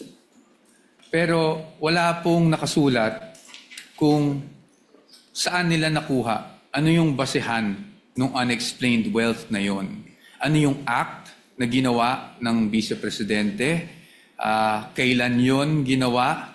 At so sa amin, para masabi nilang nagkaroon ng unexplained wealth. Ang basic, if I may remember, was really just the fact na yung SALN niya ay lumaki from 2007 to 2025, which sa aming palagay does not show any factual allegation whatsoever, except for the fact that it grew bigger over a span of 20 years. Pangalawa, wala rin pong naka-attach, which I mentioned in the oral arguments last week, na kahit anong ebidensya or kahit supporting document man lang, huwag na nating tawaging ebidensya, supporting document that will support any allegation whatsoever of unexplained wealth. And that is why, nabanggit ko rin, na after the allegations were made, and this is even more significant, after the respondent had filed her answer, na tinawag pa nga nilang non-answer, doon lang po naghanap ng mga ebidensya na sakaling makasuporta doon sa aligasyon na iyon. That's very important for us because we had already filed our answer before AMLAC documents were suddenly produced with the issuance of subpoenas, before the BIR box were concerned, that we are concerning ourselves with was presented before the Committee on Justice. Nasa panahon na yun, tapos na po kami sumagot. In fact, when they were saying that it was a non-answer, to be very candid with everyone, we wanted to say because it was a non-complaint. Kasi walang ultimate facts na naka-allege for us to even answer. Now, before this honorable court, I do recall that in our answer, we also took pains to discuss the lack of ultimate facts and also what we feel were violations of due process before the Committee on Justice, or at least with the proceedings that were conducted before the Committee on Justice. And that is also why we have a pending motion for exclusion na ikinalakip namin dun sa answer precisely because we were objecting to the fact that these pieces of evidence were produced after we had already filed our answer. Now, on the fishing expedition, I think on the fishing expedition, Your Honors, our main point is this. even if we read the twin requests for subpoenas, ulit-ulit po, nakasulat po doon, because this may show context, because this may show, prove something. At para sa atin, this only shows, and at least, again, on the part of the defense, this is somewhat already an admission na hindi pa nga nila alam kung ano mismo doon sa mga hinihingi nila ang pwedeng sumuporta sa mga aligasyon na unexplained wealth.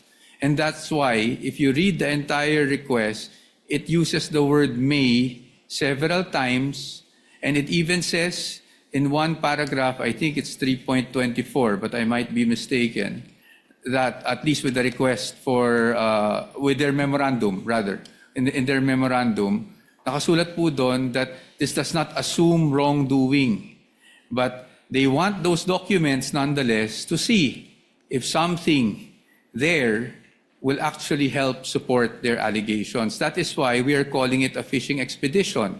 Dahil in Tagalog, para po maintindihan, sa aming pananaw, sa dami ng hinihing dokumento, para po itong nagtatapon po tayo sa dagat ng isang napakalaking lambat at umaasa tayo na kahit papano may mabingwit kahit isang pirasong ebidensya. Maraming salamat po. Counsel for the panel of prosecutors, the Honorable Jokno. Thank you, Your Honors. The question propounded to this representation first is, what are the ultimate facts alleged in the articles of impeachment? Yun po ay nakasaad sa page 7 of the articles. And if I may be allowed to just read them briefly. You may do so, Counsel. Thank you, Your Honor. Respondent Vice President Sara Z. Duterte committed culpable violation of the Constitution and betrayed the public trust when she, A, amassed unexplained wealth manifestly disproportionate to her lawful income and earnings during her incumbency as a public official. B, failed to fully and truthfully disclose all her and her spouse's assets, liabilities, and net worth in her statement of assets, liabilities, and net worth, including in her salents for the years 2022, 2023, and 2024. And C, failed to divest and instead willfully continued all her business interests during her tenure as Vice President for the years 2022, 2023, 2024, and 2025. Please allow me to briefly explain why these are ultimate facts. Ultimate facts are basically the essential factual elements that make up a party's cause of action or defense. Halimbawa po, pag murder, treachery, evident premeditation, lahat ng mga kinakailangan ng batas para mapatunayan na murder po siya.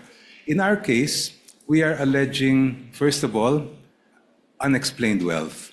And based on the jurisprudence, the elements of unexplained wealth, the factual elements are amassing unexplained wealth, manifestly disproportionate to one's lawful income and earnings during one's incumbency as a public official. So, nasatisfy po namin yung requirement na pag-allege ng ultimate facts or essential factual elements sa tatlong bagay na po ito. The evidentiary facts follow in the succeeding pages of the articles. Doon po namin dinitalye kung ano yung mga iba't ibang paraan kung paano nakuha o naamas ni Vice President yung ang sinasabi natin na unexplained wealth. On to the issue of fishing expedition. Yung pong fishing expedition po ay halimbawa may sabpina na baka sakali meron tayong makita. Yun po ang ibig sabihin ng fishing expedition. When the party requesting information does not know what might be produced and just as an off chance tries to use that instrument in order to gain evidence that may be used against the other party. Dito po, malaki ang pagkaiba ng sitwasyon. Maalala po ninyo, during the hearings before the Committee on Justice, the Executive Director of the Anti-Money Laundering Council testified and produced documents showing that from 2007 up to the present, 6.7 billion pesos ang dumaan po sa account ni Vice President Sara Duterte. On that basis, And if we go deeper into that report, it says that during the period from 2007 to 2013, during the time that she served as mayor and vice mayor, umabot po sa halos o lampas 3 bilyong piso ang dumaan sa kanyang mga accounts. So may basehan po tayo para ipalabas ang bank records. We are not just guessing that there is something there because the AMLA itself has confirmed that there were covered and suspicious transaction reports submitted to them in those amounts that I mentioned. Malayo po ang fishing expedition sa ginagawa ng prosecution dito po. If we had no basis at all, if we did not know what was in the AMLA reports, ayun po, maaring sabihin na fishing expedition. But in this particular case, we know because these are matters of record presented before the Committee on Justice. Second po, ang fishing expedition, maaring magamit yan sa ibang mga alegasyon tulad ng baka meron kang hindi na-declare sa iyong SALN. But when it comes to issues of unexplained wealth, it's very clear. The decisions of the court are very clear. To know whether a government official has amassed unexplained wealth, we must look at the entire incumbency of that official. Starting from day one, we look at their SALN, we look at all the income that he or she has earned, both lawful and not, and from there we make a determination whether there was unexplained wealth or not. For these reasons, Your Honors, the fishing expedition argument, in our view, is totally untenable. Senator Judge Pia, do you have further questions?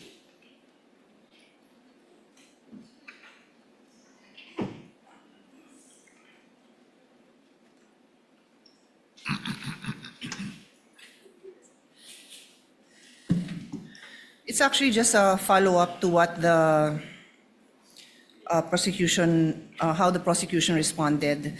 I think Senator Alan Peter will go into it, but since this is my line of questioning, I'll follow up lang on this point. No,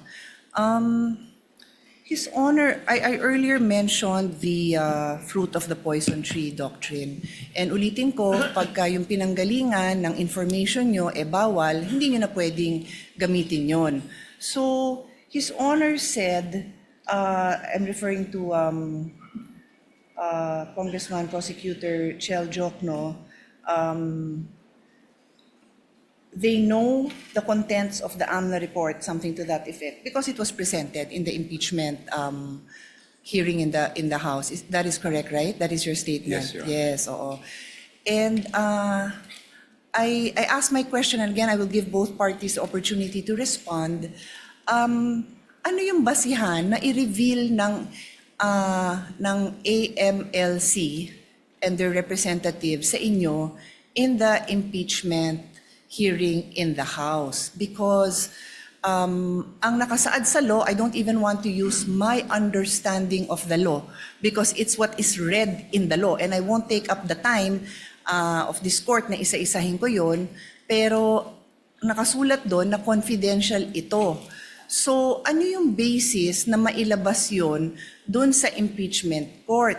Because, and since the presiding officer has given me the permission to share in general the discussion in our caucus last week, isa dun sa napag-usapan namin precisely was yung information na lumabas doon, kung yan ay walang basihan na ilabas, walang legal basis na ilabas yung information, hindi yan pwedeng idugtong dun sa mga allegations na meron kayo. So that's my question. During our caucus, isa din sa lumabas na discussion, pero allowed ang AMLC and the specific officers to share that information. But the specific provision of the law, and please, both counsels, please respond, please elaborate on how this supports or does not support your case. A specific provision dun sa batas, yung sharing of information na yon, sabi, Oy, kayo AMLC Council, mag-develop kayo ng rules kung paano kayo makakapag-properly share sa agencies. I believe, and again, you feel free to elaborate on this or correct me, that's referring to the bank institutions, the AMLC hierarchy, and the agencies they deal with, not in court. Because, ulitin ko, nakasulat doon, confidential. So, I will leave this here, that if it is confidential, it does not allow that this be divulged in the manner it was divulged. Then how do you use that? Because that is precisely the doctrine of the fruit of the poison tree. Please take your time to tell us why that information is not the fruit of the poison tree, and obviously for the side of the defense, they will tell us why they believe that it is the product of the fruit of the poison tree. Thank you, Mr. President. Counsel for the panel of prosecutors will please respond. Your Honor, Section 8A of the Anti-Money Laundering Law is really intended to prohibit or prevent leaks by officials of the Anti-Money Laundering Council. But it was never intended to prevent subpoenas coming from courts, including the Impeachment Court. Almost every week, the Sandigan Bayan issues subpoenas for AMLA records. And despite what would appear to be a very categorical prohibition contained in that section, every time subpoenas are issued by the Sandigan Bayan, they are honored by the AMLA and no one is questioning them. Ganun din po itong impeachment court. The subpoena issued by this impeachment court is for the purpose of determining accountability based on the power that is expressly given by the Constitution. Ang aming pong paniwala is that confidentiality cannot trump accountability. Thank you. Counsel for respondent, may reply. Thank you, Your Honor.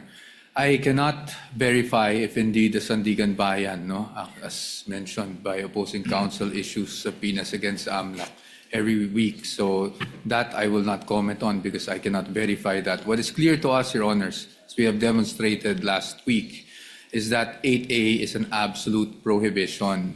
And again, this was the latest amendment of the law back in 2021.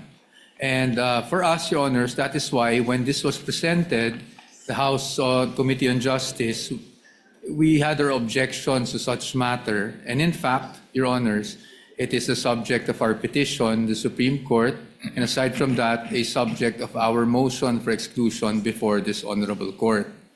Ngayon po, sa atin, talagang yung tinutumbok natin is it is in fact within the fruit of the poisonous tree. In fact, I'm surprised, Your Honors, because, Your Honors, nabanggit na rin po ng aking distinguished opposing counsel na nakita na nila, may records na sila. In fact, if I'm not mistaken, it was also attached to the articles of impeachment. So kung meron na pala, bakit pa nila pinapasapina ngayon sa impeachment court? Is it because, I don't want to speculate, maybe I just won't go there. But ang sa akin lang po is, we have questioned this all throughout. No? Why? Because to us, unang-una, bawal siya. Pangalawa, hindi siya relevant. Bakit hindi siya relevant? Your Honors, transactions do not equate to wealth. Transactions do not equate to net worth. Especially if tinatali natin siya sa SALN. Because transactions happen over the course of the year, and in this case, years. Well, when you talk about SALN, we talk about net worth on a specific date in time, which is December 31 of every year. So sa atin po, ang aming pananaw dito ay hindi po relevant at hindi po, it will not directly show anything about wealth. Kasi, again, AMLAC transactions do not equate to net worth of a certain person. And that is why, Your Honors, we have opposed this. And we have opposed this since the time it was being presented at the House level. Thank you, Your Honors. Just for the record and for the information of the Senator Judges, I'm not sure about the Sandigan Bayan issuing a subpoena every week as well against AMLAC. But I'm well aware, the court is well aware of cases decided by the Supreme Court precisely on subpoenas issued by the Sandigan Bayan vis-a-vis the AMLC. Senator Judge Pia, can you wind up? You're done? At this juncture, Chair would now recognize Senator Judge Alan Cayetano for his interjection and questions. You may proceed, sir, when you're ready. Before I ask question, Mr. Presiding Officer, may I thank you, the Senate President Win Gatchalian, former Senate President Tito Soto, and the whole court, because in our caucus, you did three things. One, you allowed us to have the weekend to review all of the laws so that we can ask more intelligent questions. Two, you allowed to hear the discussions, mostly by Senator Pia, Senator Pangilinan, Senator Lacson, and former Senator Soto. And then number three,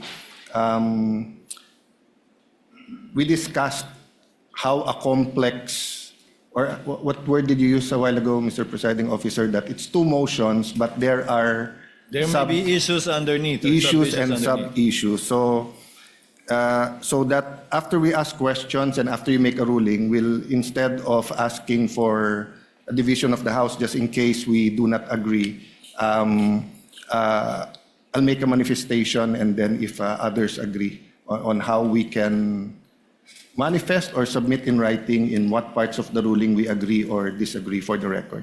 May I proceed, Mr. Duly President? noted, Your Honor. You may proceed, sir.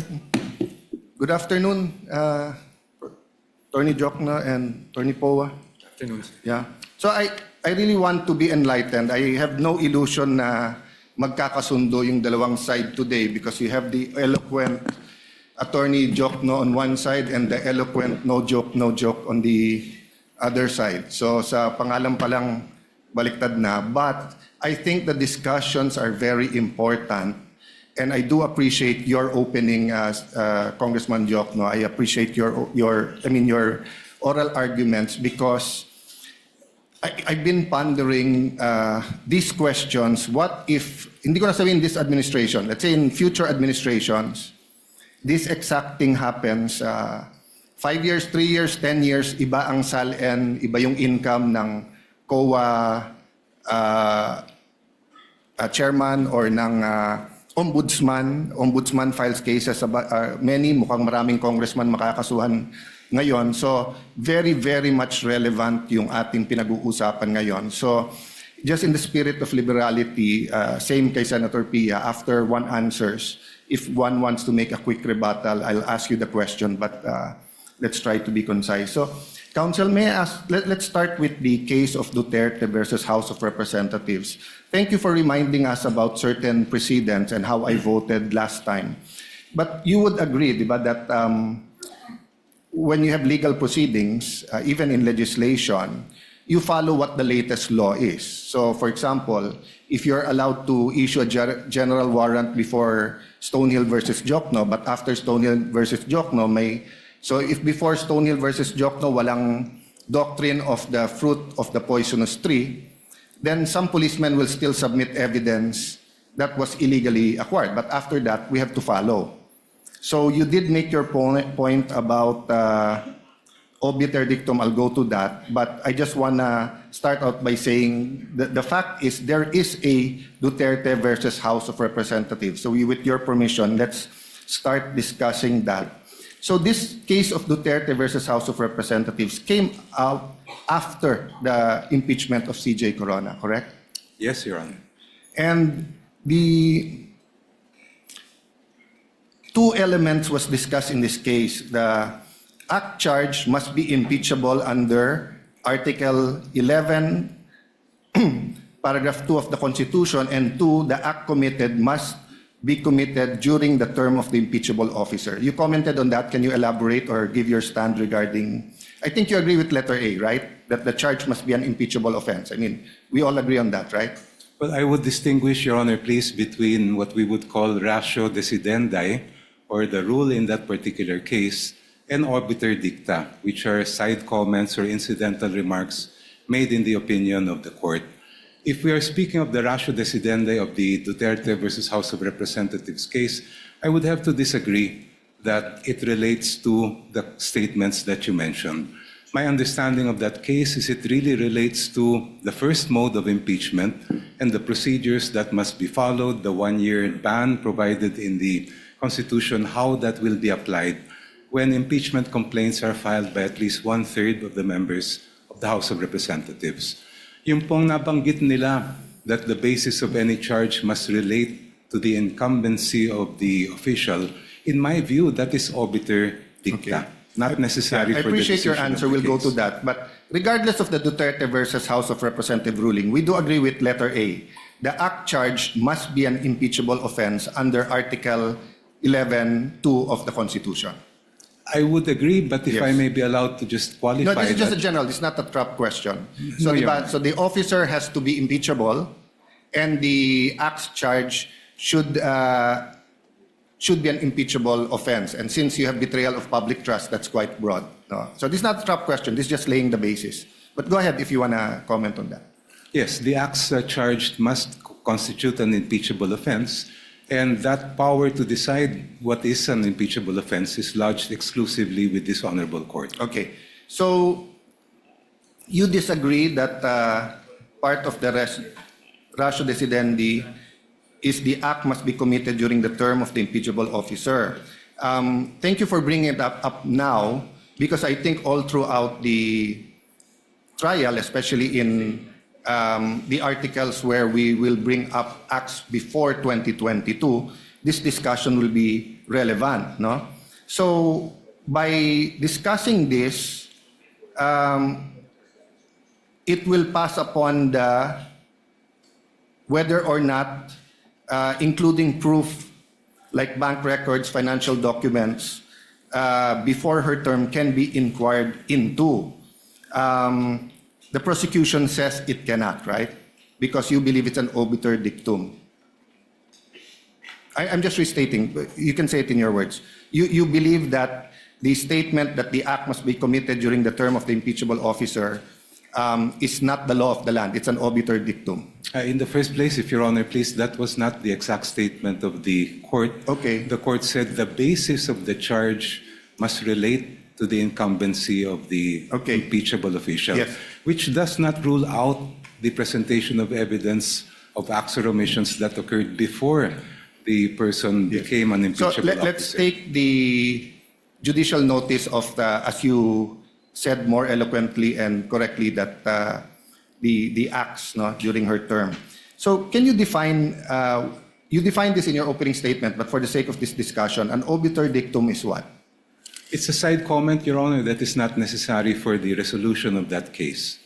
Yeah, and I agree with that, and it's a remark made or opinion expressed by a judge in a decision upon a cause, or it's a by the way, that is incidentally or collaterally and not directly upon the question before him, or upon a point not necessarily involved in the determination of the cause, or introduced by way of illustration, analogy, or argument such are not binding precedents. No? Just for the public and for all of us, di ba? Yes, So Your ang sinasabi, yes, there can be a Supreme Court decision, but that part could be an obiter dictum, meaning hindi yan yung doktrina that will bind us in making decisions, whether it's issuing the subpoena or admissibility. But are you aware of the Villanueva versus Court of Appeals, GR 142947, March 19, 2002? I won't take it against both of you if you do not. There are thousands of cases. It talks about what is obiter dictum. Have you passed about on this, both counsels? For me, Your Honor. Yeah, so the prosecution characterization of the requirement that the basis of the charge must be for impeachable acts or omissions committed in relation to their office during the current term of the impeachable officer as an obiter dictum. But in the Court of Appeals, in Villanueva versus Court of Appeals, in that case, the Supreme Court held an adjudication on any point within the issues presented by the case cannot be considered an obiter dictum, even where the point is only incidentally involved. So we agree if it's incidental, pwedeng obiter, but if it's on point within the issues, sabi ng Villanueva case, it is not. So long as it is presented and decided in the regular course of the consideration of the case and led up to the final conclusion, or is a statement as to the matter of which the decision is predicated.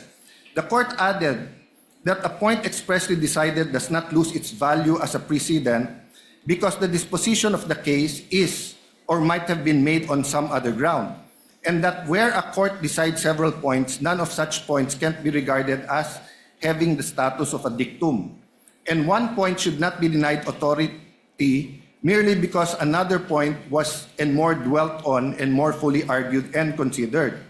So going back to the Duterte versus House of Representatives, the requirement that an impeachable act be committed in relation to their office and during the current term was not a remark made by the way. The Supreme Court en banc laid it down as one of the enumerated principles that due process requires, which is the very ground on which the ruling was predicated. Even if the court also struck down the 2025 impeachment complaint based on the one-year bar, so this is the question, does it not render the due process requirement laid out as a mere obiter dicta, or because it's based on due process, regardless of the mode of initiation, regardless of the mode of how the articles of impeachment got here, isn't due process still a requirement? If I may be recognized, Yes. Your Honor. Counsel for the panel of prosecutors may respond. Precisely, Your Honor. If a matter is within the issues resolved by the court, then it may not be considered as obiter dicta. But if we look at the decision in the case of Duterte versus House of Representatives, ang mismong nangyari po doon ay may naunang dalawang complaints that were endorsed at may sumunod na complaint filed by at least one-third of the members of the House. At yun yung tinutukan po ng ating Supreme Court. It was in that context that the Supreme Court made pronouncements about the one-year bar and even about due process. At no time in that case was it ever a fact in issue about the mode of impeachment that is involved in our case today. Ang pinag-uusapan po natin dito ay individual complaints that were then referred by the House to the Committee on Justice, heard by the committee, and then brought back to the plenary, and eventually umabot po dito through articles of impeachment.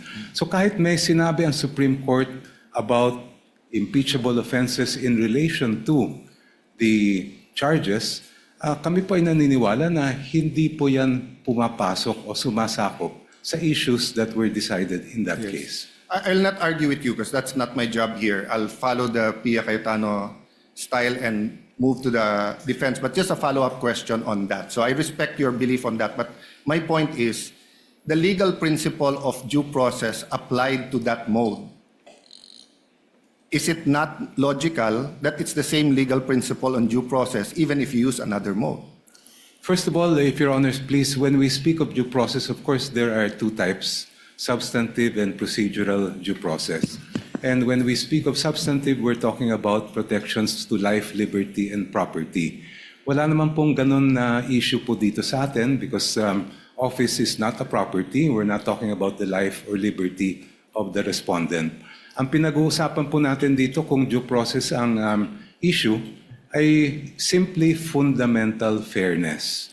And I do believe that this proceeding does require fundamental fairness, but at the same time, it does not require that this court be hamstrung in terms of how to decide whether an offense is impeachable or not.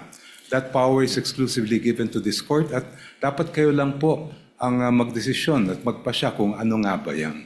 So when we speak of what is an impeachable offense, may kaugnayan po yan doon sa nabanggit ninyong the basis of the charge must relate to the incumbency. Because in our view, that is really something that each member of this honorable court will have to decide when the time comes. Yeah, later on, I'll ask you that question, whether or not, what, if ever, can the Supreme Court decide, or what of their pronouncements will be applicable to this court and that. But my point is, if we're saying that pag ang mode of initiation is by one-third na pumirma derecho at ang nakalagay doon committed in relation to their office during the current term, wouldn't it be illogical if you use another mode and pwedeng hindi committed in relation to their office and during their current term? I don't think the Supreme Court would be illogical in saying this is the principle for due process in this mode, but not in this other mode. Even if we assume, Your Honor, that that is not obiter, the statement that the basis of the charge must relate to the incumbency of the impeachable officer, we submit that that still applies and we have satisfied that test. Okay. As I mentioned in my opening statement, integrity cannot be divided. Hindi po pwedeng biyakin ang integridad. So on that point, so if a president, an ombudsman, a COA chair, who's let's say 60 years old, but he started in government at 20 years old, he can be impeached by something he's done when he was 20 to 30, not only on what he's done when he was already an impeachable officer?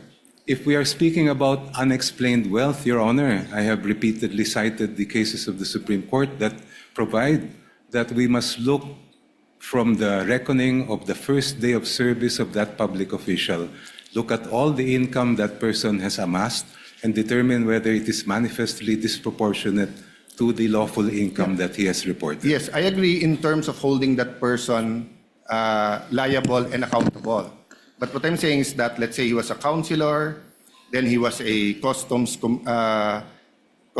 director, then he was BAR, then he's now COA. Isn't the remedy for all his other positions that weren't impeachable is through the regular courts and regular case build-up, etc. But once you're an impeachable officer, you're being held accountable during the term that you are, in fact, an impeachable officer, because usually when you're an impeachable officer, it's too hard to prosecute you the normal way. Isn't that the logic there, or you disagree, counsel? I would have to respectfully disagree. Ang pinag-uusapan po natin kasi dito ay betrayal of public trust. And I think it's very clear that when we speak of betrayal of public trust, essentially we are looking at whether the public official is fit or unfit to continue in service. Kung siya po ay nakapag-amass ng unexplained wealth, nung siya ay vice mayor o mayor na umaabot sa bilyon-bilyones, I think that would have a very big impact on the court's decision whether that person should continue in office or whether they are fit to have that office. Okay. As I said, With the permission of Senator Judge Alan Cayetano, with your indulgence, sir, a request was conveyed to the presiding officer to declare a very brief break. This is not a break for all of us, but a very brief break of 5 minutes so that counsel may answer to the call of nature. That was the message conveyed to the presiding officer, including Senator Judge Cayetano. So Chair declares a 5-minute break. We shall resume at 4:05.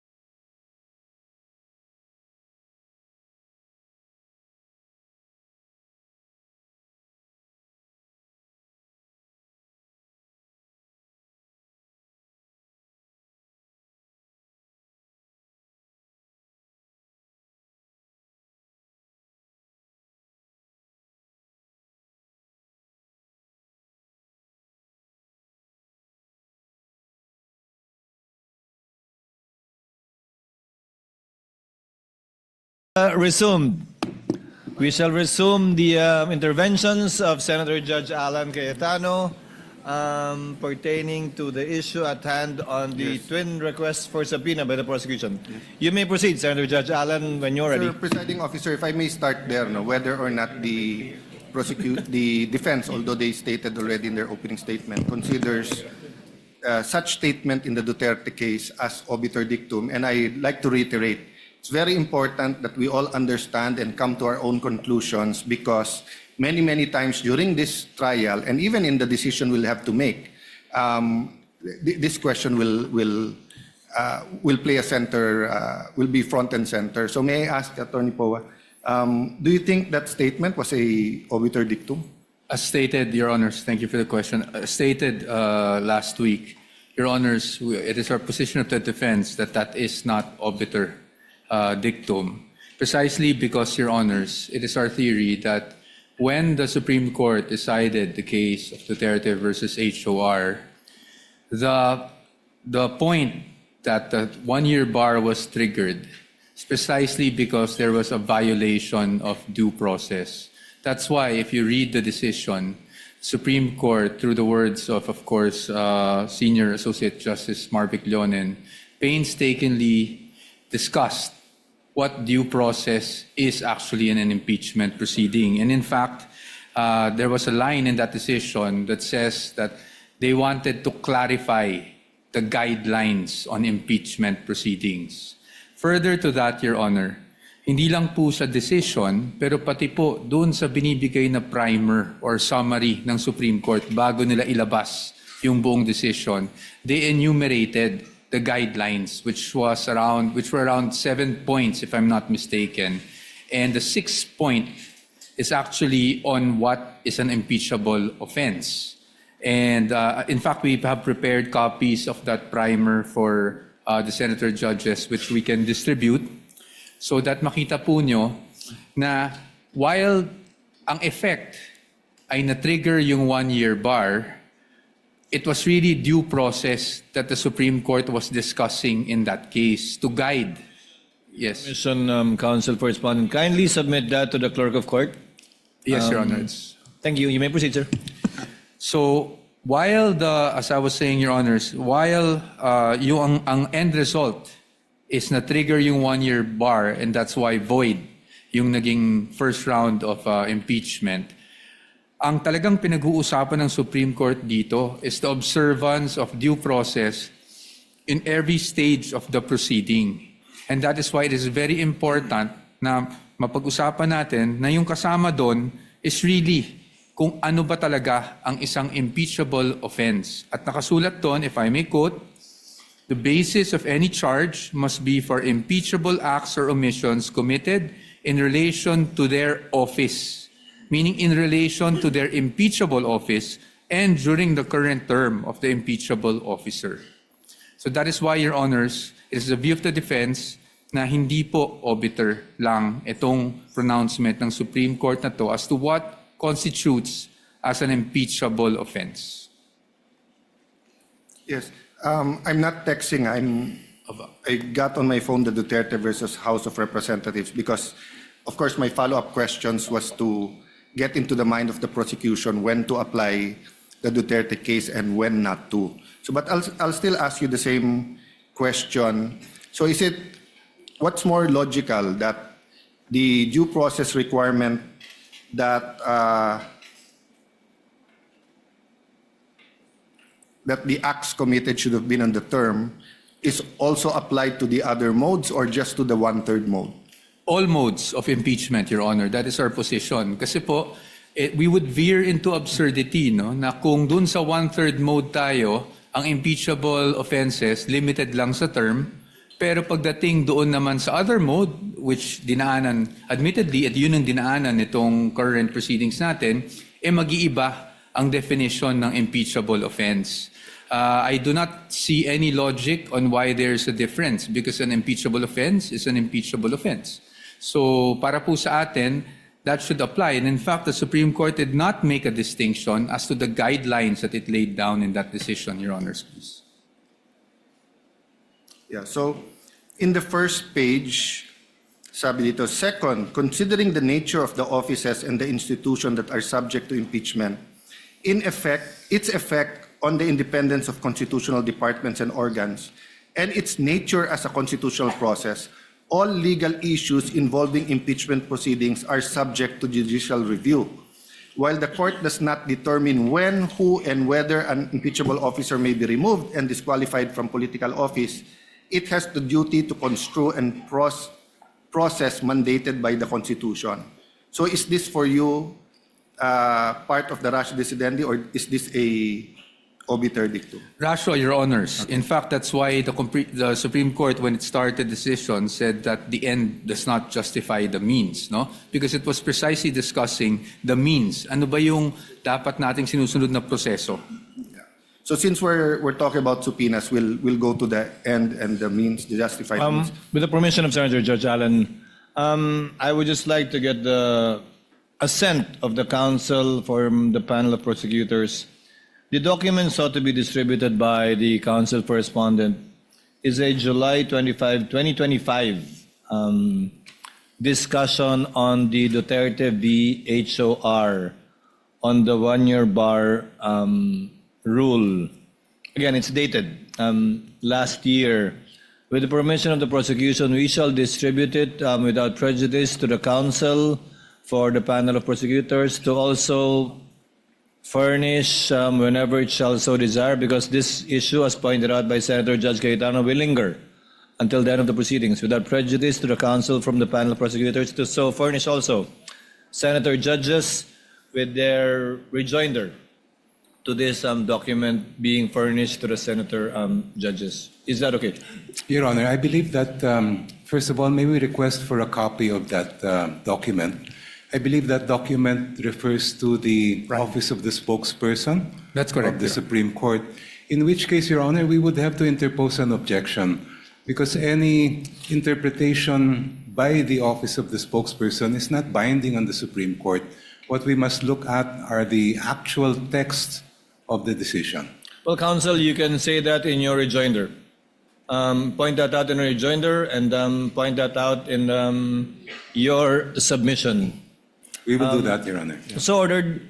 Clerk of Court is directed to kindly distribute the copies to the Senator judges without prejudice to the panel of prosecutors submitting a rejoinder to this document. Senator Judge Alan Cayetano, you may proceed, sir. Yes, Apologies for the interruption. Presiding officer, to be fair to I wouldn't have objected if you objected to the distribution, but realistically, we won't have time to read it because magruruling na after. So it'll be more of reference materials. But feel free also to, if you feel that you should submit in writing a rejoinder to be fair to everyone. So if the voting was tomorrow, and it would be unfair to distribute it. So can I ask the same question, Congressman? So I read, it's the first few paragraphs, no? Sabi kasi dito, you heard me naman, no? You want me to read it again, or? If I may be allowed to respond already to the Yes, go ahead. question. First of all, Your Honor, I think we must point out one of the plainest reasons why that statement in the Duterte ruling is obiter dictum. And that simply is because there was no trial yet to speak of when the Supreme Court rendered that decision. Paano po magiging issue yung nangyayari ngayon sa trial, samantalang nung dinesisyonan po yan, ay wala pa pong trial. Therefore, any statements by the court about how the trial should be conducted are outside the issues of that case, and while they may be guidelines, they are not binding as judicial precedent to us and to the future generations. Actually, I was referring to a different matter already, but just to that point, it's not how, it's what. Because it's paragraph 6. So the basis of the charge must be for impeachable acts or omissions committed in relation to their office and during the current term of the impeachable officer. For the President and Vice President, these acts must be sufficiently grave, amounting to the crimes described in Article 11, Section 3.1 of betrayal of public trust given by the majority of the electorate. For the other impeachable officers, the acts must be sufficiently grave that they undermine and outweigh the respect for their constitutional independence and autonomy. So this doesn't really tell us how to conduct the trial. This basically tells us is that if we don't follow that, we're endangered of having a trial that's void ab initio. I would have to respectfully disagree, Your Honor. I Anyway, believe- we've gone through that argument, and I won't argue with both of you. Going back to this is what I read, no? Second, considering the nature of the offices and the institutions that are subject to impeachment, its effects on independence of constitutional department and organs, and its nature as a constitutional process, all legal issues involving impeachment proceedings are subject to judicial review. I'll stop there. Kasi nabanggit mo kanina, may I speak English Filipino? Nabanggit nyo po kanina na that's for us to decide. And my interpretation, and I've felt like that many, many times, di ba, na zealous dapat ang impeachment court sa powers niya kasi not only because it's sui generis, wala tong apologize to Senator Judge Risa, my phone fell there. So, wala nga tong, you cannot appeal the decision of my belief, no? You cannot appeal the decision of to acquit or to convict to the Supreme Court, di ba? But the parameters, so let me use the words of the Supreme Court, no? Ang sabi niya, all legal issues involving impeachment proceeding are subject to judicial review. So, you disagree with this or you agree? In context ng sinabi mo kanina na it's within our power to make these decisions. I believe the controlling decisions there, Your Honor, are the cases of Gutierrez and Francisco. Because in those cases, the issue of what is an impeachable offense was squarely brought before the court, and the court said very clearly that that is purely a political question that is not within the judicial power for us to decide. And I believe that that should be the controlling jurisprudence. So let me be more specific. So for example, we issue some subpoenas and we do not issue some. Can one or both of you, meaning the prosecution and defense, go to the Supreme Court and question it? Well, there is always the possibility that some side, perhaps the defense, may claim that there is a grave abuse of discretion, I believe, as they have done in their other petitions filed, and therefore make an attempt to stop the proceedings before this court. But as I have said last week, Your Honor, in our opinion, this court has the sole and exclusive power to decide what an impeachable offense is, and no one, not even the Supreme Court, can dictate on this court in making that decision. Yes. Same answer. No, Your Honor. I have a different... So, okay, you can go back to that question. Then my follow-up question was, so let's say certain orders of the court, can the prosecution or defense go up to the Supreme Court and question its constitutionality? Yes, Your Honor. It is our position that either of the parties can do that. Why? Because sa atin nga, ang sabi natin kanina, that the Constitution cannot be read in isolation. So while the Constitution gives the sole power to the Senate to try an impeachment case, to try and hear an impeachment case, we must read this in conjunction with, again, Article 3, Bill of Rights, and Article 8, specifically Section 1, which is the power of the judicial review. So pag sa tingin po ng isang panig, merong grave abuse of discretion na naganap, we are of the position that, in fact, this is a justiciable issue and can be brought before the Supreme Court, Your Honor. So at least in that small point, I think we all agree that if we think there's grave abuse of discretion, there's a possibility that the Supreme Court will take it up. I'm not referring to the subpoena, I'm talking in general.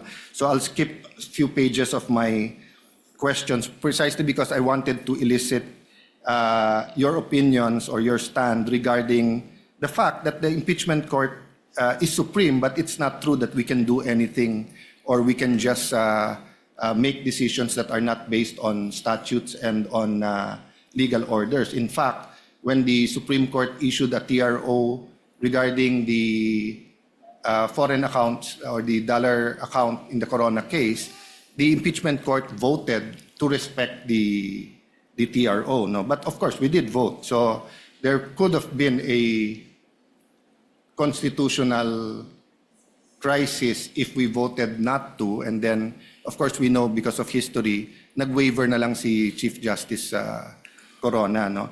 So can I go now to the ultimate facts, no? I don't know if Senator Joel, but Senator Pia asked a little bit about this.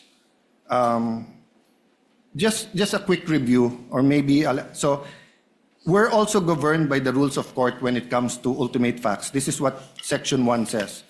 In general, every pleading shall contain in a methodological and logical form a plain, concise, and direct statement of the ultimate facts, including the evidence, on which the party relies on his or her claim of defense, as the case may be.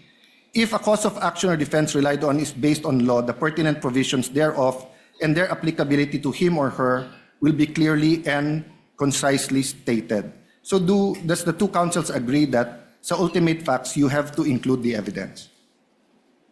I would make a distinction, Your Honor, between what we call ultimate facts and evidentiary facts, which are the pieces of evidence that could be used to come to the conclusion or to decide whether those ultimate facts are present in the case or not.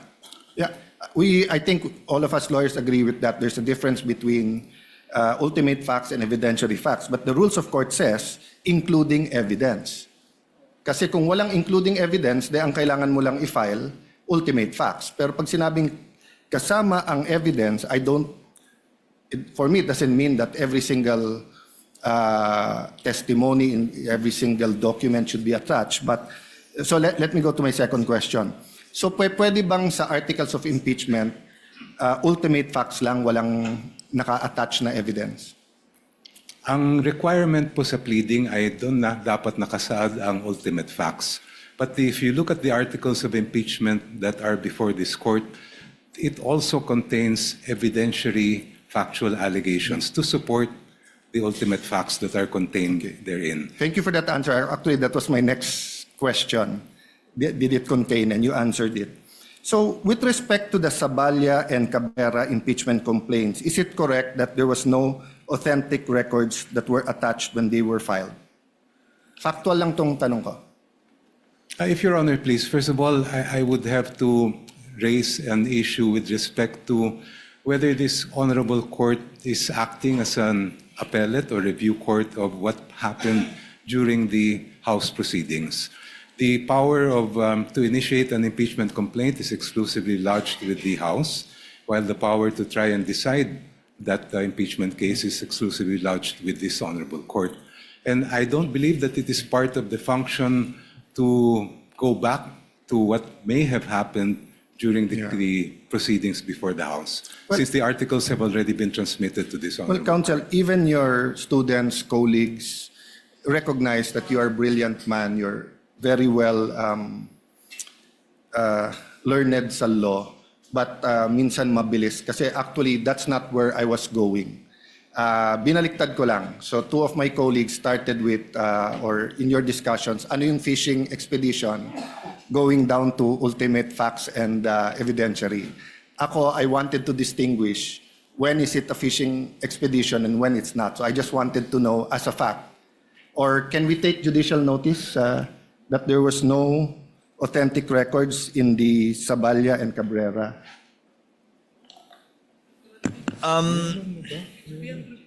What's the point again, Senator Judge? There were no authentic... It was just preliminary because I wanted to compare it with other impeachment complaints.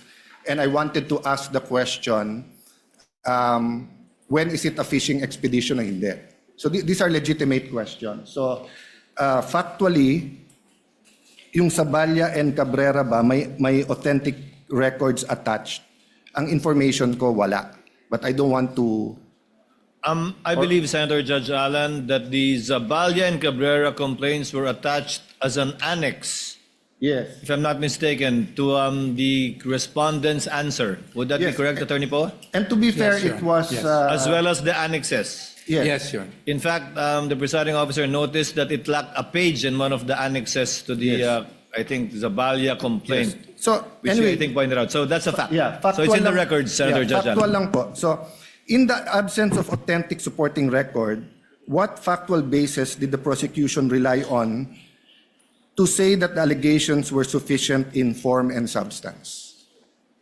If I recall correctly, Your Honor, please, there were some attachments to both complaints. And I'm not aware of any rule in the House of Representatives as far as impeachment cases are concerned that limit what may be discussed or investigated by the committee to only what is contained and attached to the impeachment complaint. I'm not questioning if there's an attachment. I'm questioning whether there was, I'm asking question. I'm not even questioning it. I'm asking questions on if there were authentic records. So I'll move on. No? In the complaint against President Bongbong Marcos, the finding was the complaint failed to establish any factual nexus between the president and an impeachable offense. What are presented were policy and disagreements and generalized accusations, not ultimate facts. Yun ang finding ng Committee on Justice. Correct? Yes, Your Honor, to the best of my recollection. So that's my question. After answering that question, does the prosecution agree that the requirement of alleging ultimate facts applies equally to all impeachment complaints, regardless of it's the president or the vice president, regardless if it's the ombudsman or the COA chairman? Yes, Your Honor, and as I recall, when the members of the committee examined the complaint filed against the president, the conclusion of the committee was in fact that there were only conclusions of law contained in that complaint, not allegations of ultimate facts. Yes, yet in that complaint, there were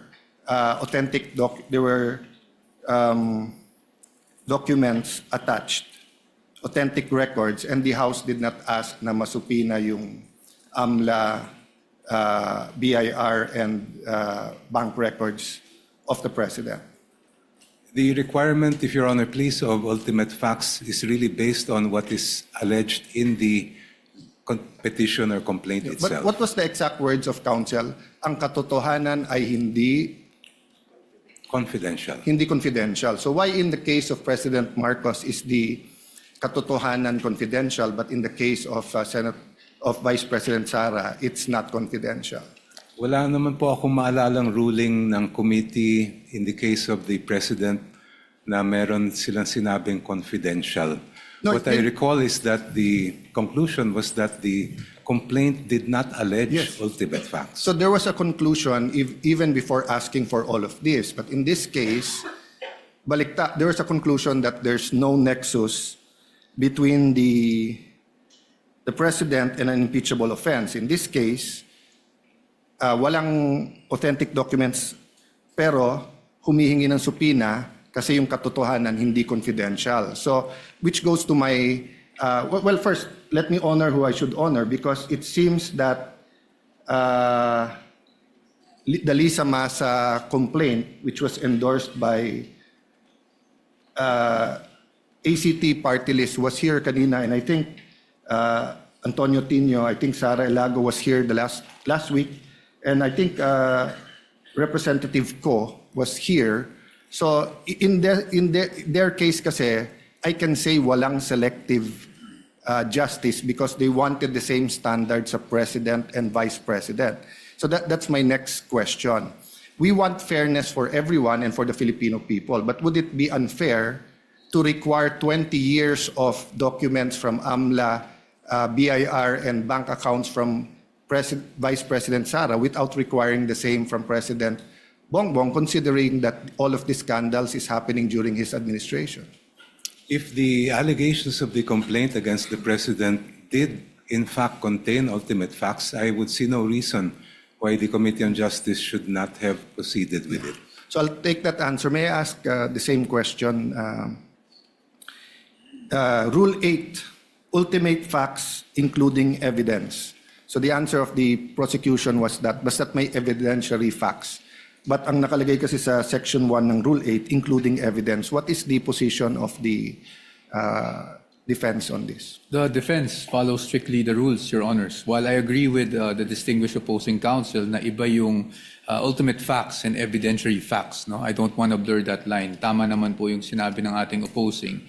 But yun nga po yung punto namin, no? In the Saballa and Cabrera complaints, wala pong ultimate facts at wala din pong evidence or evidentiary na nakakalakip doon po sa mga complaints, and which is the very issue that we brought up to the Supreme Court, Your Honor. So if you were representing now the president and the opposing counsel was also asking for 20 years of records of AMLA bank accounts and BIR, would you still have the same position? Your Honors, That unless it is relevant and definite, I read in your Yes. pleadings, diba, in your position paper na yun yung. So kasi I'll ask na rin my next question. Why is it definite in your view? Opo. So on the first question, yes, Your Honor. Even if I were to be representing the President now, I would have the same view, no? Na hindi po pwedeng ganun ka 20 years ang span ng mga documents na hiningi, precisely because the jurisprudence provides that for a valid subpoena to issue, it must be particularly described, plus yung sinasabi po natin na relevance. Now, to the second question as to why it is not particularly described, Your Honors, unang-una, let's start with the bank accounts. No? Yung bank accounts na naka-enumerate sa kanilang request, it is our position na yun po yung natawag kanina na fruit of the poisonous tree. Because as you can see, lahat po ng pinanggalingan na accounts na yan ay yung AMLAC, but which we are contesting. No? Sa amin po, unlawful po yung naging disclosure sa Committee on Justice.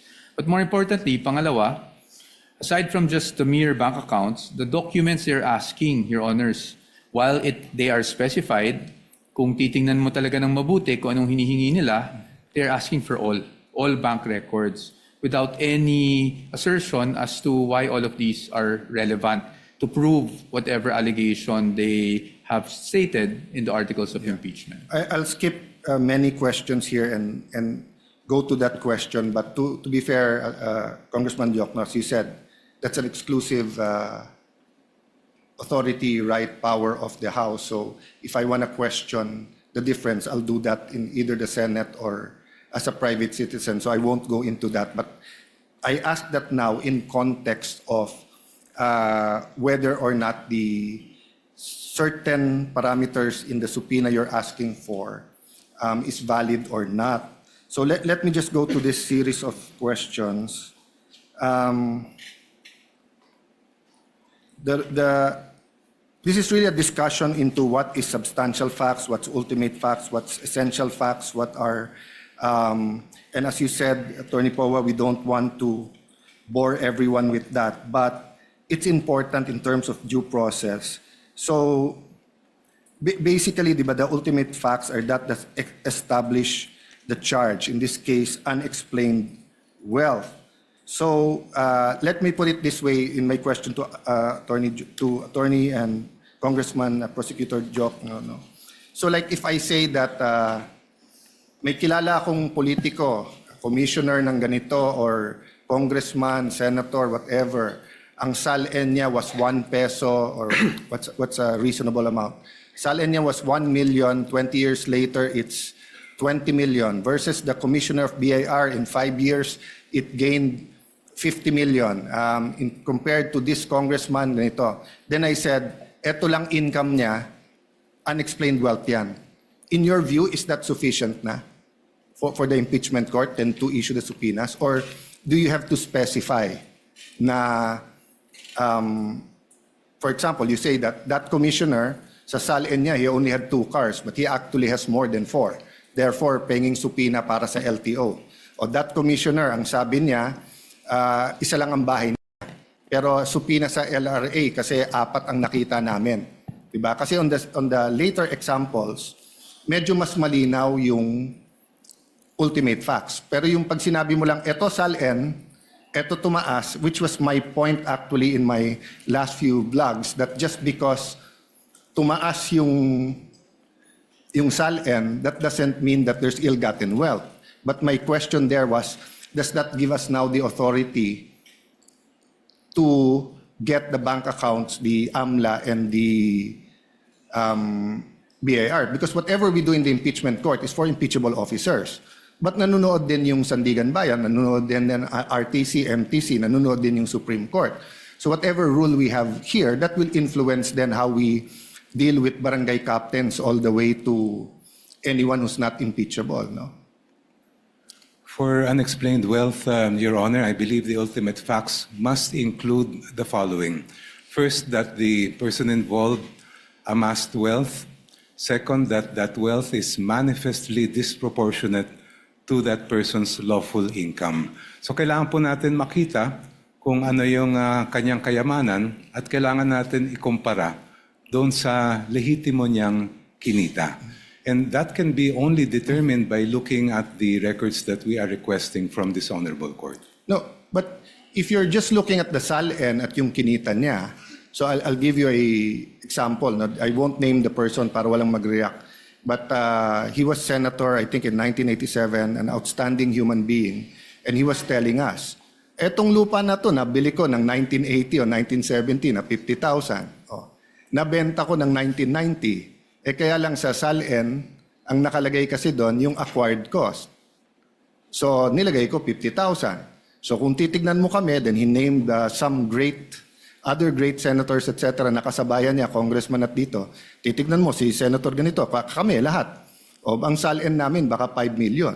Pero yung 100,000 na lupa na binili namin noon, baka 5 million, 20 million, 30 million. So if one of those officials suddenly sold the property and then placed the money that came in, so let's say the 100,000 property was sold for 5 million, but then for example, pinang-blow out niya sa pamilya yung 500,000 before December 31 of that year, mag-i-increase yung kanyang SALN by 4.5 million. So if you just compare his income na sweldo niya with that will not show you that he has ill-gotten wealth. So compared na pagka inallege ko na ang sweldo niya 200,000, eto, pero bakit may bahay siya sa ganito, nawala sa SALN niya. Diba? So I agree na sundan natin yung ebidensya. If the SALN is much more than what you're making, that could spark your curiosity, your suspicion, and continue to investigate. But do you make the conclusion now and file the impeachment case that since malayo yung SALN sa income, therefore ill-gotten yon, without giving that person a way to explain before you subpoena every single document about their lives? That's precisely why, Your Honor, they call it unexplained wealth. Doon po natin malalaman yan sa mga dokumento. No, I agree. Ngayon, kung they call it naipaliwanag- Go ahead, sorry. I'm sorry, Your Honor. I'm sorry. I'm the one. Please continue.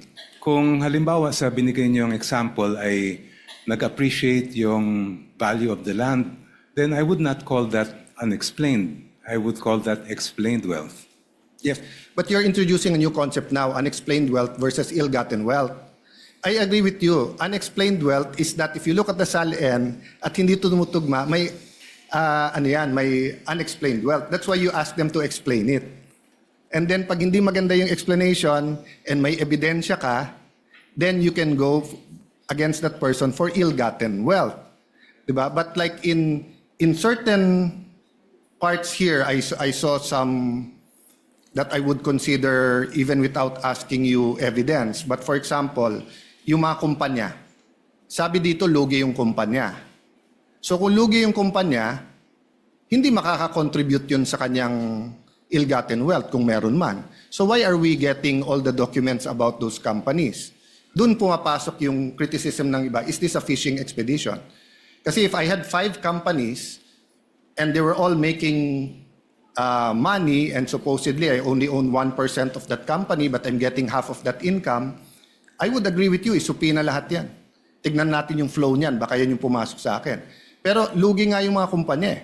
As an example, So that's my point. Is it enough in the view of the prosecution panel just to allege, malaki yung SALN mo, bigger than your monthly sweldo, both of us agree, it's unexplained. But is it ill-gotten? Or do you need more allegations to show that it was ill-gotten?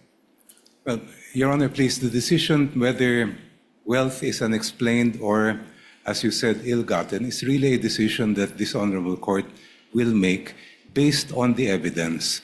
Ang gusto lang po namin ay mailatag ang ebidensya sa inyong harap para kayong na mismo ang magsabi.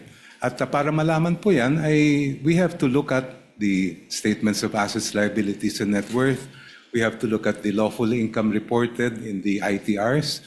We have to look at the bank records in terms of kung ano yung pumasok at lumabas sa kanilang mga accounts.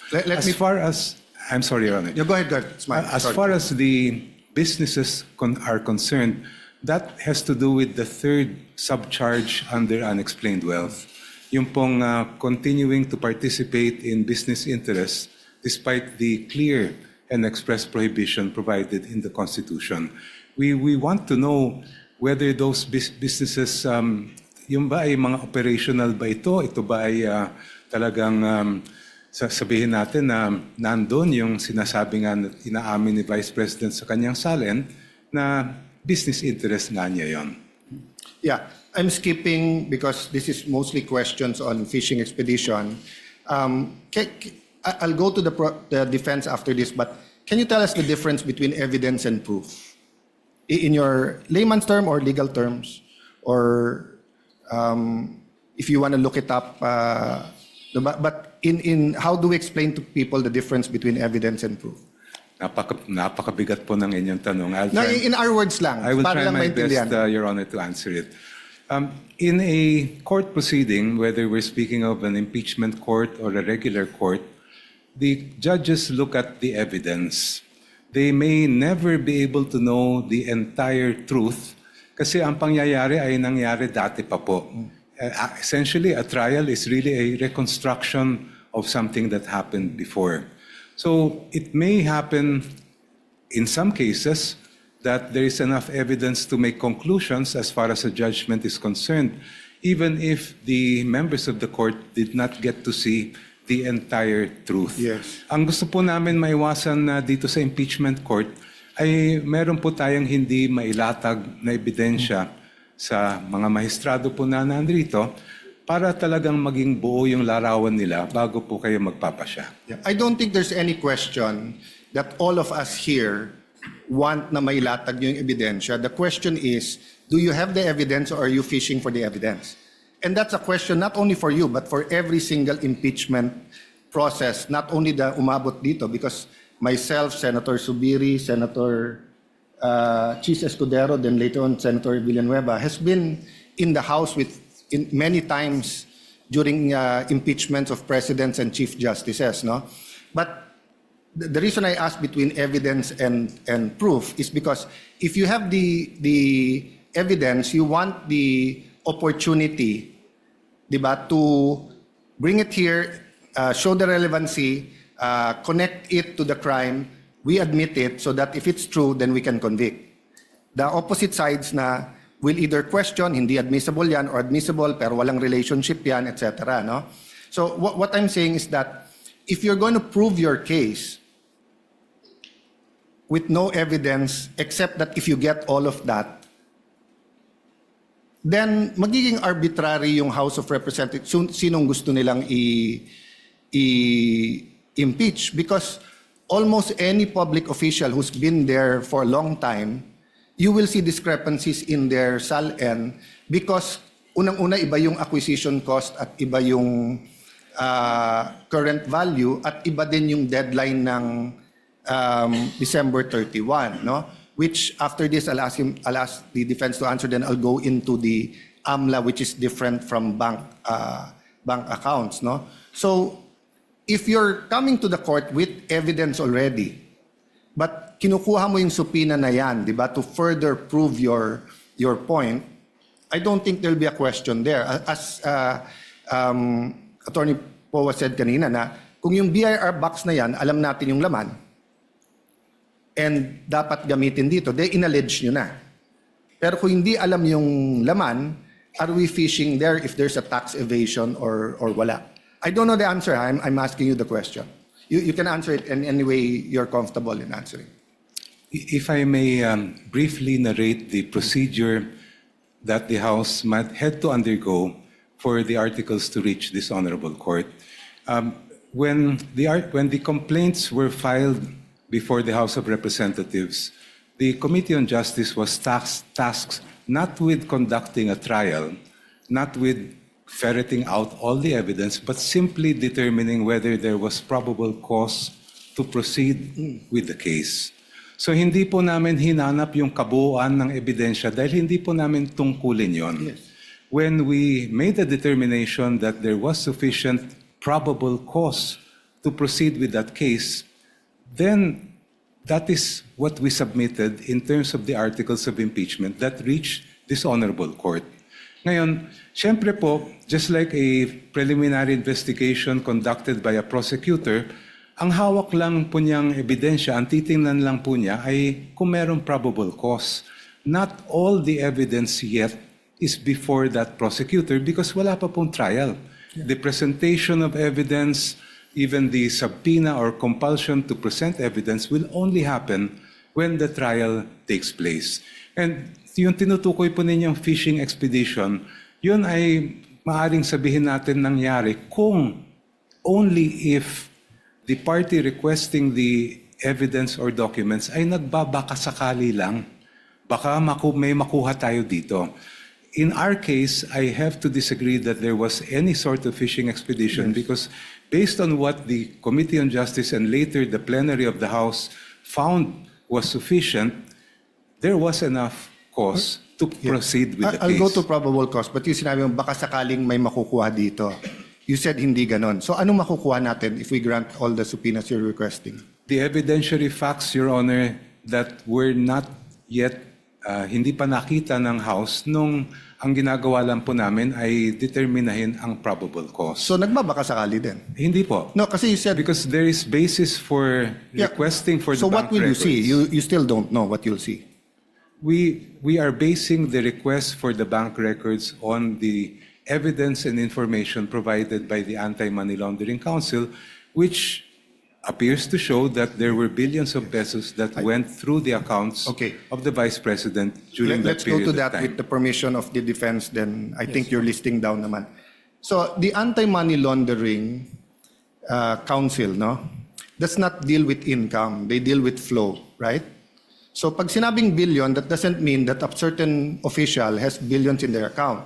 So meaning if I have 1 million pesos deposit on January 1, and then on January 5, I take it out and put it in time deposit for 1 month, and 1 month later it comes out with 2% time deposit, hindi na 1 million yon. 1 million in, 1 million out, 2 million, 1 million in the time deposit, 3 million. Paglabas na may 2%, 1 million 2 pesos, 1 million 2,000 pesos, 4 million na yon. So hindi evidentiary yun, speculation sa ikot ng pera. Meaning, all I have to do is find someone with a bank account and give them a long enough period, and I will say that they have hundreds of millions or billions. Precisely, Your Honor, that is why we want the bank records to be produced. Because, as you mentioned, the only reports submitted by the Anti-Money Laundering Council pertain to covered and suspicious transaction reports.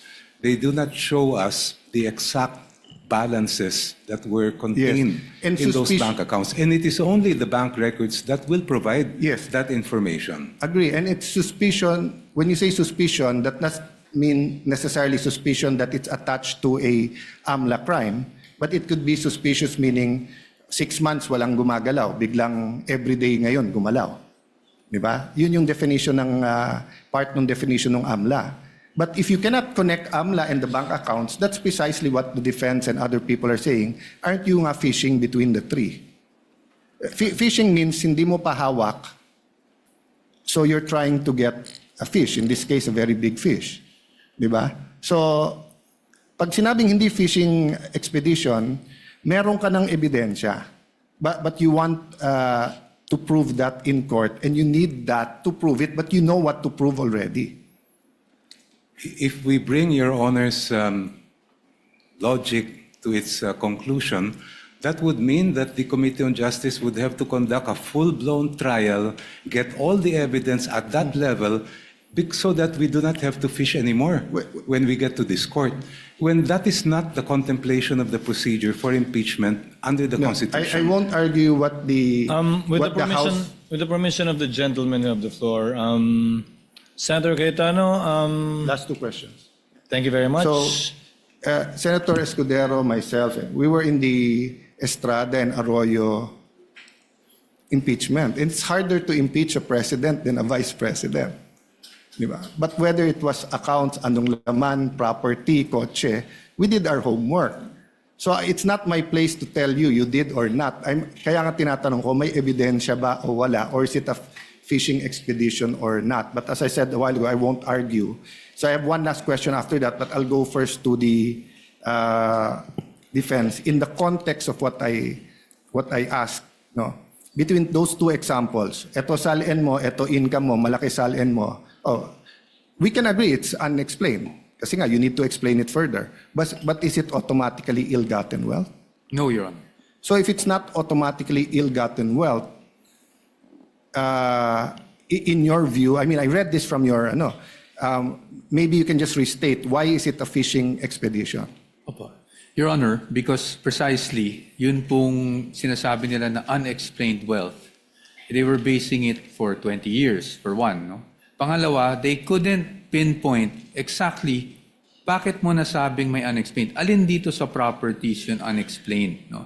Third, and if I may elaborate from our memo, if you look at the articles of impeachment, it presupposes that the Vice President earned 30 million over a span of 20 years. Yes, they did not think about the Vice President not being in public office from 2013 to 2016. They didn't think about the income that could have been generated by being married to a lawyer who had his own law office.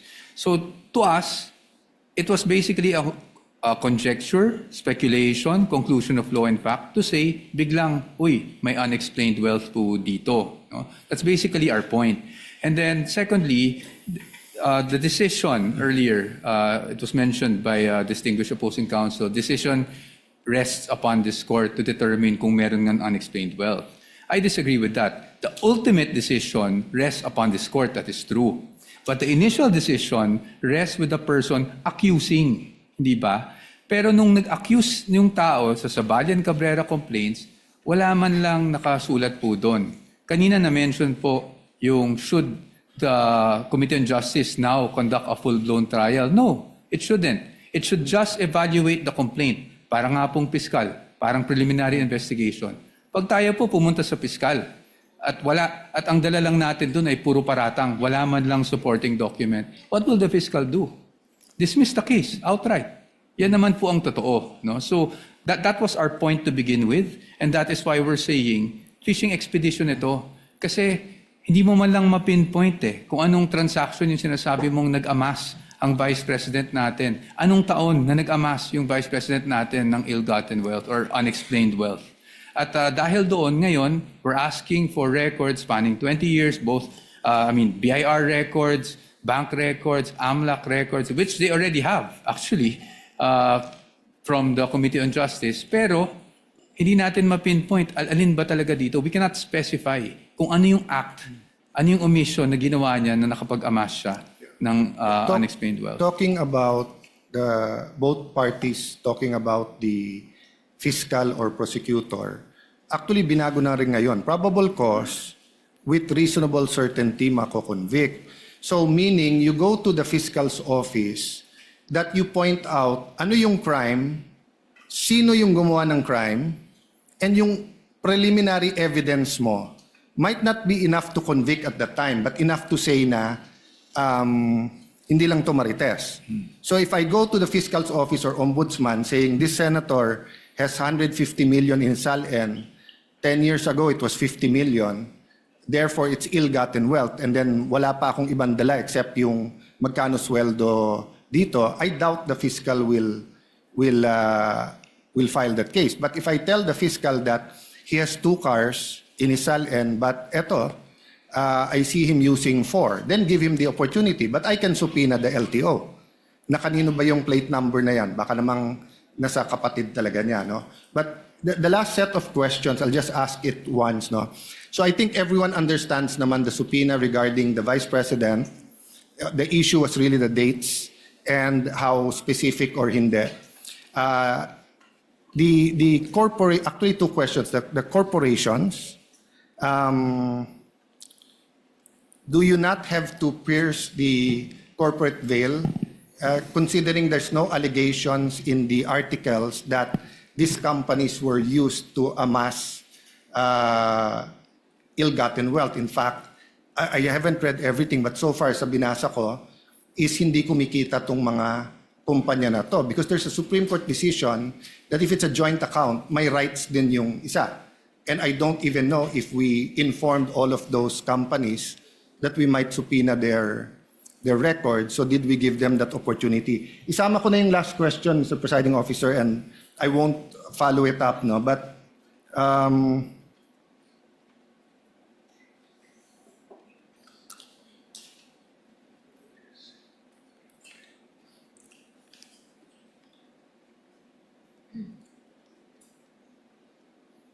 yeah, the question was, because a law student asked me, Sir, bakit dinala yung box dito sa Senate?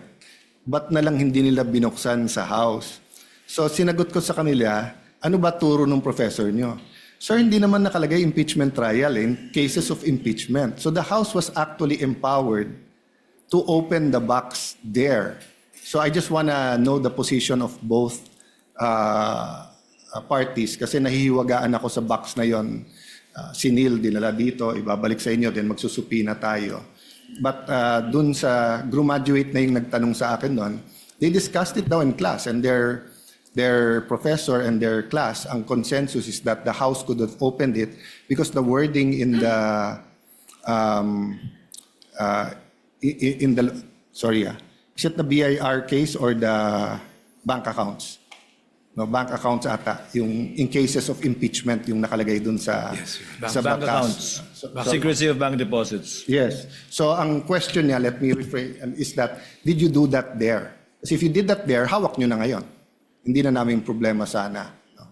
So those two questions lang regarding do you think nag-comply yung requirements dun sa companies and should we give notice to the companies?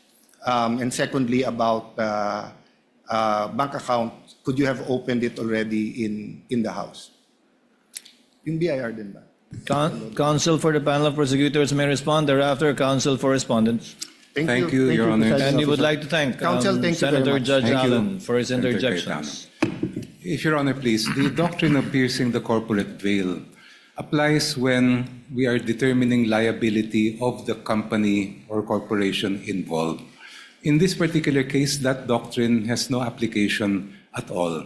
We are asking for those records to be produced so that we can determine the extent of participation of the Vice President, as she herself had admitted those business interests in her salens.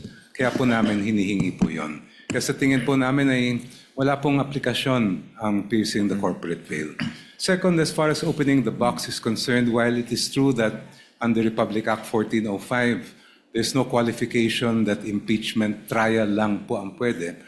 As I understand it, it was the better judgment of the committee out of sheer discretion and prudence not to, because at that time we were already being bombarded with petitions left and right seeking to restrain our proceedings. And we felt that it would be more prudent to bring the matter to this honorable court. Thank you. Your Honor. Counsel for the respondent. On the first point, Your Honors, on piercing of the corporate veil, para sa amin, pwede lang naman under jurisprudence mag-pierce ng corporate veil. Ibig sabihin, kasi separate and distinct personality ng mga korporasyon, you can pierce that veil if there's an allegation of fraud. And in this case, wala naman pong allegation ng fraud. Pangalawa, kung totoo po na talagang hinahanap lang po ng kinakagalang-galang na prosecution ay tungkol dun sa divestment issue, then they will not need the tax records, the bank records, or even the AMLAC records of these companies because all they need would be the GIS. The General Information Sheet would show you exactly the extent of the interest of the stockholders, hindi po ba? Pangalawa, pagdating naman po dun sa what's our position, pagdating sa bank secrecy and the exception on cases of impeachment. Sa aming pananaw, at the committee level, meaning Committee on Justice, ay hindi pa po applicable yung exception na ito. And we are holding on to the ruling of Marquez versus Ombudsman or Desierto, I believe, no? Wherein it was said na pagdating sa preliminary investigation, hindi pa po applicable yung mga exceptions under the Bank Secrecy Act and there has to be a pending case before such bank documents are in fact subpoenaed. That is our position, Your Honors. Thank you, counsels for the parties. Chair will now make a ruling, but prior to that ruling, Chair would like to inquire very, very briefly from the counsels. First, for the counsel for respondent, may the court know when the respondent was married to her spouse and what is the property regime governing their marriage? Your Honor, I believe they were married, but let me just check the facts just to be sure, but I think it was 2007. 2007, Your Honor. Can I get back to you on the specific date for that? The date would not be necessary because 2007 would mean they would be covered under the family code. So may the Yes, Your Honor. chair ask, what is the property regime governing their marriage? As far as I know, there are no property regime arrangements or prenup. That's why, Your Honor, I would assume it would be the default property regime, which would be The absolute community of property. Thank you, counsel. Chair will now make its ruling. The impeachment court will now resolve the prosecution's renewed request for the issuance of subpoena ducis tecum dated July 6, 2026. You may seat, counsels. Directed to the concerned banking institutions and Anti-Money Laundering Council. The court begins with the standards governing the issuance of subpoena ducis tecum. These are set forth in Section 3, Rule 21 of the Rules of Court, which provides, among others, that in the case of a subpoena ducis tecum, it shall contain a reasonable description of the books, documents, or things demanded, which must appear to the court as prima facie relevant. Settled jurisprudence has affirmed and clarified these requirements in the 2021 case of Republic versus Sandigan Bayan, dated 2/15/21, where the Supreme Court stated, quote, a subpoena ducis tecum may be issued if the tests of relevancy and definiteness are satisfied. The court must ensure that, number one, the books, documents, or other things requested must appear prima facie relevant to the issue, subject of the controversy, the test of relevancy. And number two, such books must be reasonably described by the parties to be readily identified, the test of definiteness. In the case of BSB Group Inc. versus Go, GR number 168644, the court stated that evidence is relevant when it bears such a direct relation to the fact in issue as to induce a belief in its existence or non-existence, and when it relates to a collateral fact from which the existence or non-existence of the principal fact may logically be inferred. These requirements are intended to ensure that the subpoena is not used, as mentioned earlier and discussed earlier, as a tool for a fishing expedition as held in Apostol versus Lubingan Rafael, GR number 260640, dated October 1, 2025. We are also aware of the ruling of the Supreme Court in HC Libenau versus Philippine National Oil Company, GR number L13463, quote, a general inquisitorial examination of all the books, papers, and documents of an adversary conducted with a view to ascertain whether something of value may or may not show up will not be enforced. However, after a careful examination of the records requested, the court finds that the requested documents meet the requirements set forth above. They are reasonably described, readily identifiable, prima facie relevant, and material to the allegations under Article 2. This is not the first time that bank records have been examined by an impeachment trial. During the impeachment trial of former Chief Justice Corona, the Senate, sitting as an impeachment court, granted the prosecution's request for the production of bank records. In granting that request, the court cited Section 2 of Republic Act No. 1405, which expressly recognizes cases of impeachment as an exception to the confidentiality of bank deposits and the rights to privacy of depositors. As to the requested period from 2007 to 2021, the defense's objection is overruled. The respondents' invocation of what they refer to as offenses in term, quote unquote, in their memorandum, doctrine in Duterte versus HOR, does not avail. First, the documents requested under the subpoena ducis tecum will not be used to allege additional independent impeachable offenses. The court will not allow this in adherence to the doctrine laid down in Duterte v. HOR, as this will violate the respondent's right to be informed of the nature and cause of the accusations against her and her rights to due process at every stage of the proceedings. Rather, the court will only allow these records to be used to establish a factual baseline against which the respondent's assets, financial transactions, and business interests during her present term may be assessed. Establishing such a factual baseline is recognized in settled jurisprudence involving allegations that a public officer's wealth is manifestly disproportionate to the lawful income and financial capacity of the officer and the officer's spouse. As held by the Supreme Court in Concern Taxpayer versus Doblada Jr., dated 8 June 2005, quote, in determining whether the properties acquired were manifestly out of proportion to the lawful income of the spouses, necessarily requires comparing their value with the spouse's salaries, benefits, other lawful income, and revenues from legitimately acquired properties or businesses. Further, in the case of Ombudsman V. Bernardo, GR number 18-1598, quote, respondents' beginning net worth must be considered for purposes of determining whether his disposable income was more than sufficient to justify his property acquisitions and foreign travels for the covered period, and whether he possesses the financial capability to acquire or purchase properties as reported in his SAL-N. Quote, such net worth of the respondent as declared in the statement filed by him or her from the first day of his employment with the government shall be considered as his true net worth as of such date for purposes of determining his capacity for future property acquisitions during his tenure as a public officer. Any unexplained increase in his net worth thereafter may fall within the ambit of the presumption provided for in Republic Act number 1379. The production, therefore, of the records from 2007 to 2021 is authorized strictly for that limited purpose only. Their admissibility and evidentiary use shall remain subject to the prosecution establishing their connection to the alleged unexplained wealth during the respondent's present term in relation only to Article 2 of the Articles of Impeachment. Now, with regard to the bank records held separately by Attorney Manasseh Carpio and jointly by him and the respondent, the defense's objection is likewise overruled.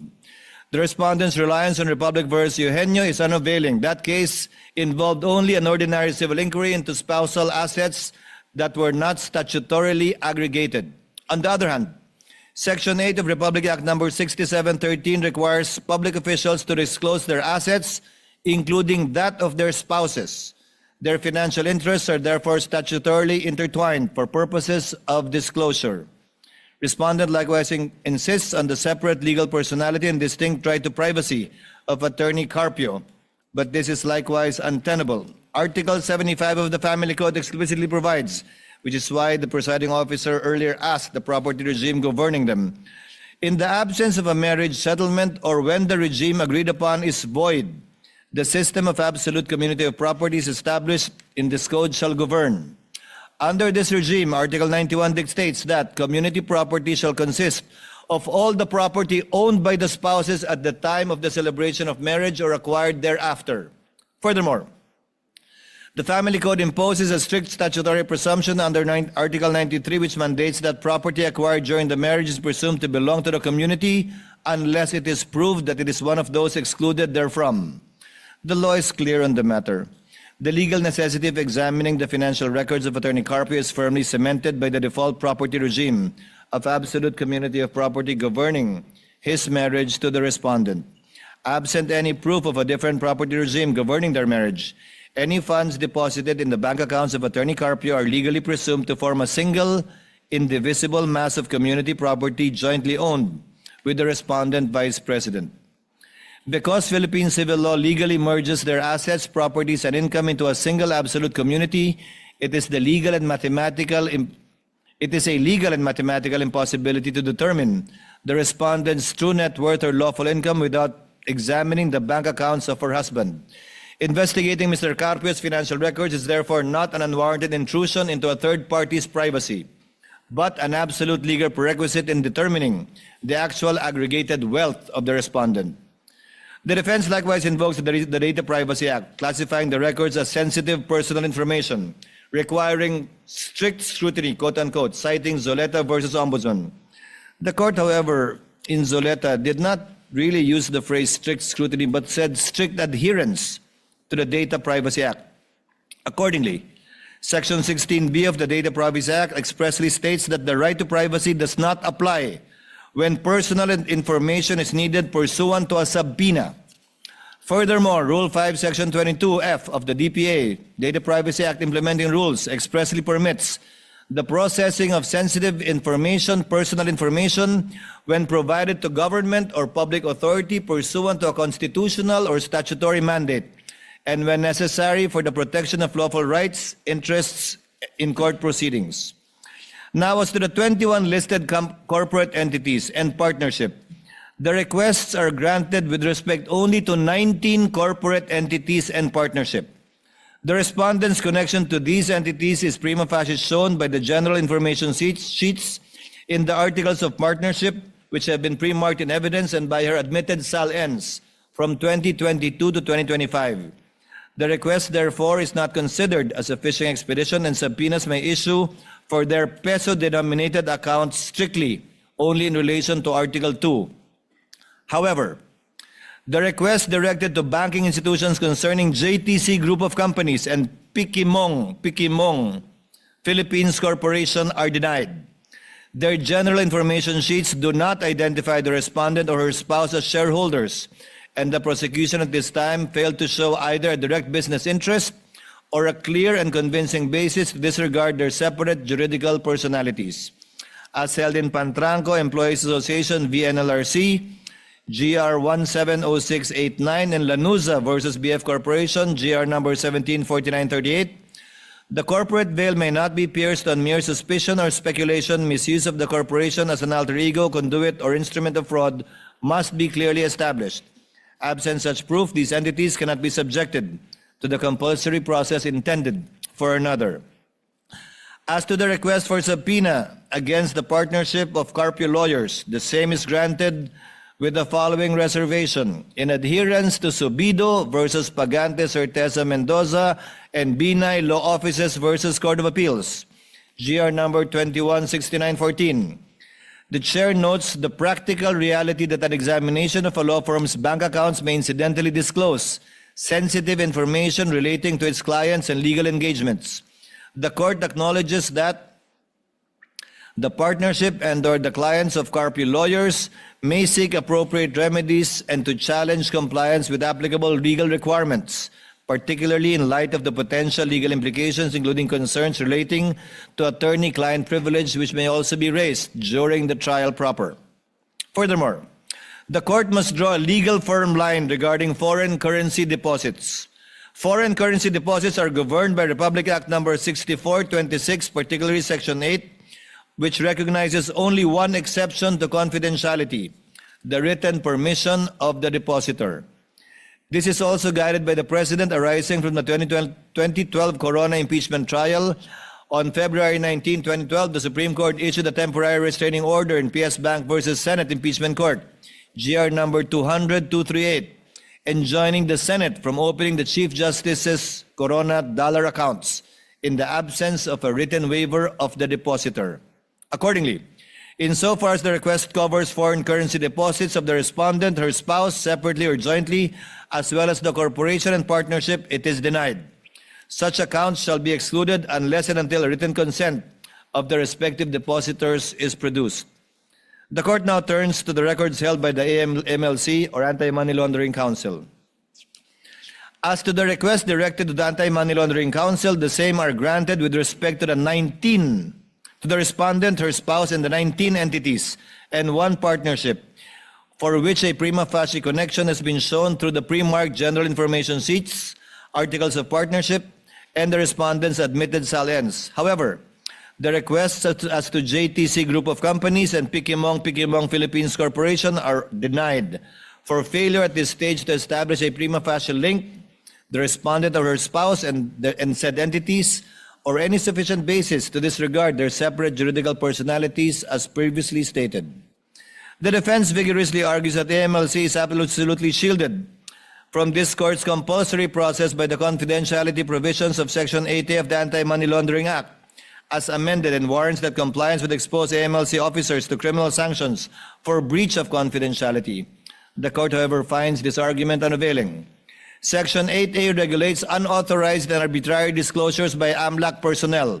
It does not and constitutionally cannot nullify the lawful subpoena powers of the Senate sitting as an impeachment court, where compliance with the lawful constitutional subpoena is a justifying circumstances that, if at all, would extinguish any penal liability under Article 11, Paragraph 6 of the Revised Penal Code for any person acting in obedience to an order issued by a superior or some lawful purpose.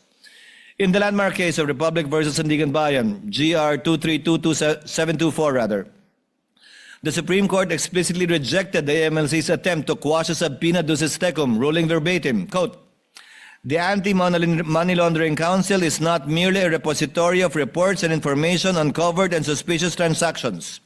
It was created precisely to investigate and institute charges against those suspected to commit money laundering activities. The criminal prosecution of such activities would be unduly hampered if we were to prohibit it from disclosing such information. For the Anti-Money Laundering Council to refuse disclosing the information required of it would be to go against its very function under the law." Further, as held by the Supreme Court in Sabio versus Gordon, GR number 174340, by parity explained that statutory provisions on confidentiality and exemptions from inquiry cannot be invoked to deny access to information by Congress in aid of legislation. It is therefore the position of this court that if the Sandigan Bayan, pursuant to its subpoena powers, cannot be denied AMLC records as well as the legislature in aid of legislation, it most certainly cannot be denied to the Senate, sitting as an impeachment court. The defense also vehemently objects to the production of AMLC documents by pointing out to the agency's own printed footnotes, which restrict the reports for intelligence purposes only, quote unquote, and explicitly state they are not to be used as evidence in any formal proceedings. The court, however, overrules this objection. The admissibility and evidentiary weight of documents in an impeachment trial are determined by the Constitution, the rules of court, and the judgment of the impeachment court, not by unilateral disclaimers printed by an executive agency on its letterhead. An administrative footnote or internal intelligence sharing protocol cannot rise to the level of a constitutional or statutory exclusionary rule. While the MLC's internal protocols are validly designed to prevent premature leaks during ongoing investigations, they cannot legally operate to tie the hands of the impeachment court once the documents are lawfully subpoenaed. Because the requested suspicious transaction reports and covered transaction reports satisfy the threshold of prima facie relevance in tracing the alleged accumulation of unexplained wealth under Article 2, they shall be produced.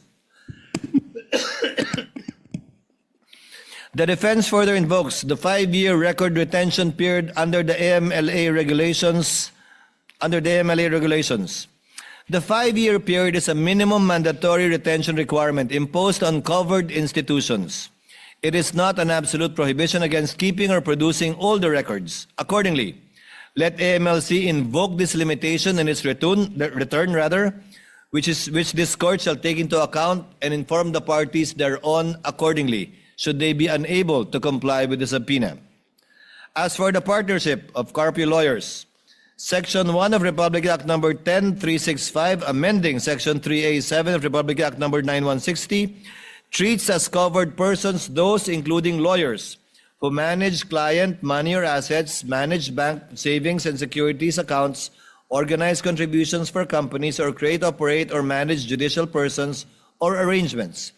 Section 2C of AMLC Regulatory Issuance B No. 1, Series of 2018, adopted on May 10, 2018, and filed on June 13, 2018, expressly reiterates this activity-based rule.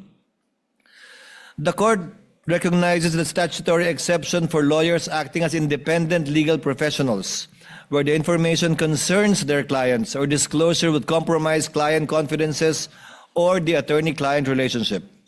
Absent any showing, however, that the particular record sought contained such information or would compromise a protected confidence, the exception cannot be invoked merely because the entity concerned is a law partnership.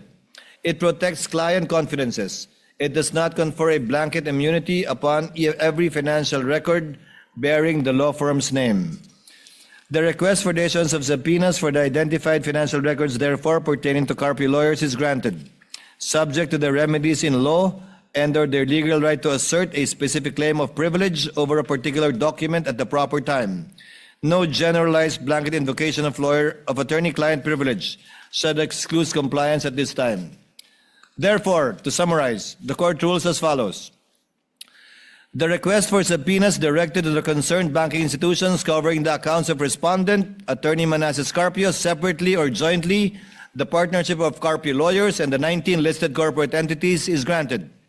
The banks are ordered to submit to the clerk of court the documents on July 30, 2026 at 9 a.m. with the attendance of parties and counsels. The request insofar as it seeks the records pertaining to JTC Group of Companies and Pikimong Philippines Corporation is denied for failing to establish prima facie relevance. The subpoenas granted shall apply only to peso-denominated accounts relevant to Article 2. Foreign currency deposits are excluded absent the written consent of the respective depositors. The subpoena directed to the Anti-Money Laundering Council covering respondent Attorney Manasseh Carpio separately and jointly with the respondent, the partnership of Carpio and lawyers, and the 19 listed corporations and entities is granted. The request insofar as it seeks records pertaining to JTC Group of Companies and Pikimong Philippines Corporation is denied for failing to establish prima facie relevance.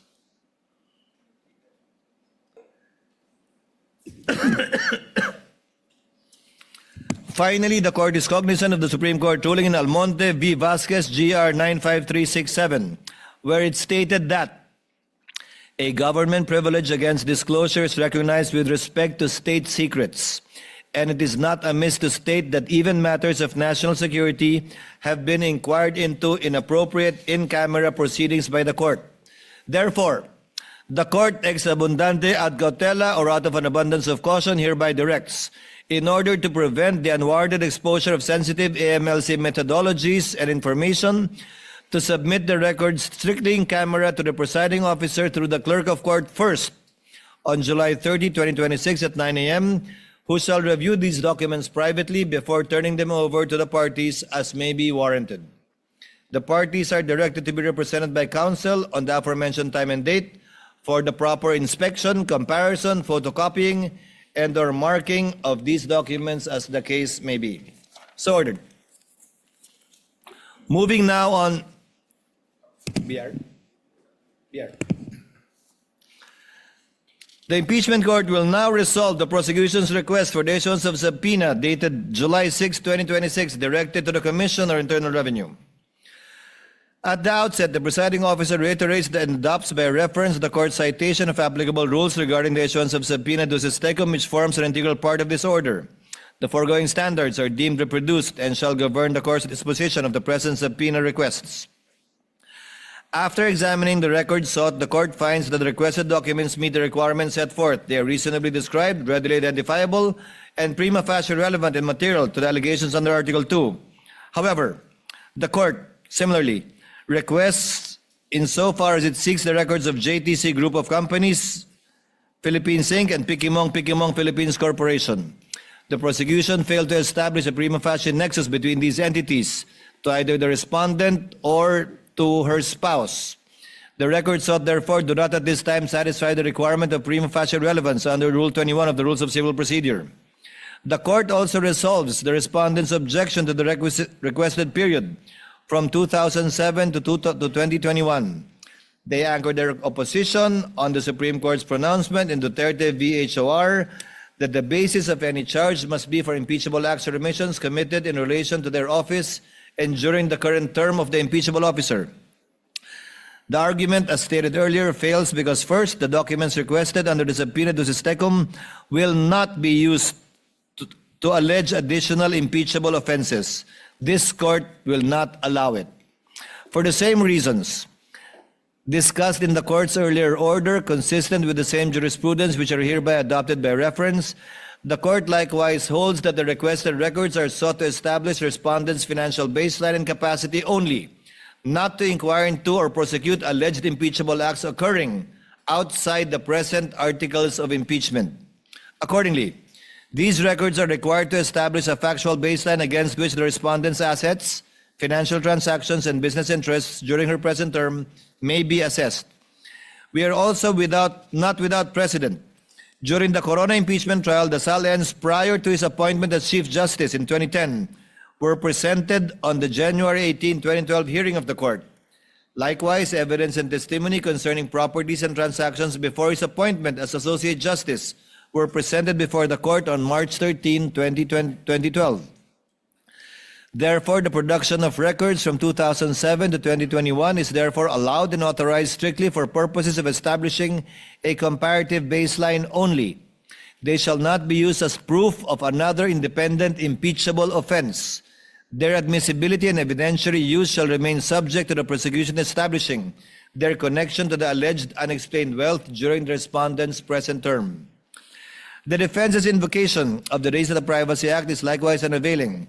As previously stated, Section 16B of that law expressly states that the right to privacy does not apply when personal information is needed pursuant to a subpoena. Furthermore, Rule 5, Section 22F of its implementing rules expressly permits the processing of sensitive personal information provided to government public authority pursuant to a constitutional or statutory mandate and when necessary for the protection of lawful rights and interests and court proceedings. The court is likewise unconvinced by respondents' argument that the issuance of the subpoena will usurp the authority of the BIR under Section 5 of the NIRC. This court is not determining the tax deficiencies or civil liabilities which remain within the province of the BIR. It is exercising its constitutional mandate to determine public accountability under the Articles of Impeachment. Neither does the pendency of a BIR audit suspend or limit the Senate's exclusive jurisdiction to try impeachment cases. The respondent invokes Section 270 of the National Internal Revenue Code to prevent the production of the requested records. The objection is overruled in part. The Supreme Court expressly ruled in Dipad v. Spouses Olivan, GR 168771, that Section 270, quote, of the NIRC obviously does not address the confidentiality of ITRs. It merely penalizes the unauthorized disclosure of taxpayer information, except as otherwise provided for by law. It does not bar the production of the documents. However, the respondent correctly invokes Section 71 and other provisions of the NIRC which recognizes only 3 instances in which a taxpayer's records may be opened for inspection. Number 1, upon order of the President or authorization of the President. Number 2, upon the request of a foreign tax authority with the approval of the President. Or number 3, upon the taxpayer's waiver. Nevertheless, the existence of these statutory limitations does not at this stage preclude the issuance of the requested subpoena. The issuance of subpoena is merely a preliminary procedural step and does not by itself authorize the disclosure, inspection, or admission of the requested tax records into evidence. In fact, this issuance is the order that shall set, if at all, things in motion. Upon service, the BIR Commissioner may refuse compliance, very much like what they did with the House, or comply by invoking any of the exceptions under the NIRC as previously mentioned. Without a satisfactory showing of faithful compliance with any of the enumerated exceptions, this court shall not receive any subpoenaed records from the BIR, similar to what was done when the sealed box ordered by this court to be returned to them. There is also a precedent during the 2012 Corona impeachment trial. The Senate issued a subpoena and thereafter awaited the return of the BIR Commissioner. The requested records were produced only after the requisite presidential authorization had been obtained, one of the recognized exceptions under Section 71 of the NIRC. The respondent, however, is not without recourse nor remedy. In the event the requested tax records are lawfully produced pursuant to any of the statutory exceptions, the respondent may at the appropriate stage of the proceedings raise any and all objections concerning their relevance, materiality, authenticity, admissibility, and other evidentiary infirmities. The issuance of subpoena should not be construed as a ruling on the admissibility of the documents ultimately produced. On this basis, the subpoena shall therefore be issued, and we shall await the return of the BIR Commissioner, at which time the court shall take such action as may be deemed necessary and appropriate. Accordingly, in view of the foregoing, The request for the issuance of subpoena directed to Commissioner Carlito Martin R. Mendoza of the BIR is hereby granted. The request insofar as it seeks the records pertaining to JTC Group of Companies, Inc. and Pikimong Philippines Corporation is hereby denied for failure to satisfy the requirement of prima facie evidence. The Commissioner is directed to make the appropriate return to this court in accordance with the law on July 30, 2026 at 9 a.m. before the Clerk of Court. The court shall await the return before taking any further action as may be warranted. The parties are likewise directed to be represented by counsel on the aforementioned time and date for inspection, comparison, photocopying, and or marking as the case may be. So ordered. Senator Judge Alan Cayetano is recognized. Thank You were you seeking for that recognition earlier. exhaustive ruling, Mr. Presiding Officer. I won't ask you to repeat it. Because you explained both in the caucus and here that there are only two motions, there are parts, I'm talking about myself first, but I think some feel the same way. There are some parts that we agree, some parts we disagree. For example, to subpoena the certain records between 2022 to 2026. Then in my case, I agree with the know your client opening balance just for reference so that you have a starting point. So may I suggest that instead of objecting, I don't know if I'm alone or with others, I will not manifest anymore, but may I submit in writing which parts of the ruling I disagree, and if anyone wants to either manifest or submit in writing. But I do have one question to the presiding officer. So you narrated everything. In the page 2 of the request for subpoena for 004,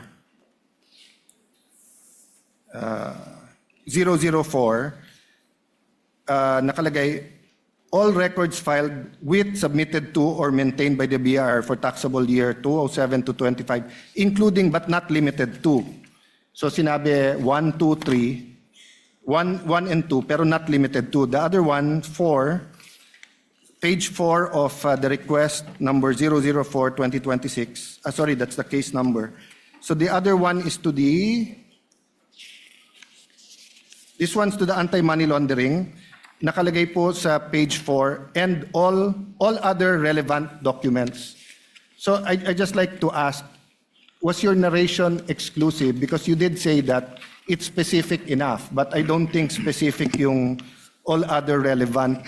The test of if it's definite is that wala nang iisipin yung pinadalan mo ng subpoena. So kung anong nire-rate, yun ang kukunin.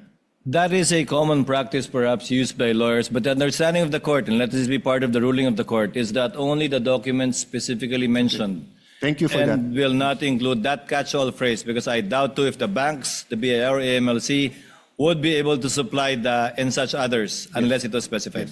So with the permission of the court, I'll submit my, where I agree and disagree. Permission granted, and any other senator judge who wish to submit the written explanation in regard to the twin orders may do so. Senator Judge Marcos and Legarda are both raising their hands, so the same applies to them. Submit. Senator Judges Marcos, Legarda, and Villar Camille are manifesting that they will be submitting their manifestations in regard to the twin rulings of the court, and the same is allowed and will be made part of the records.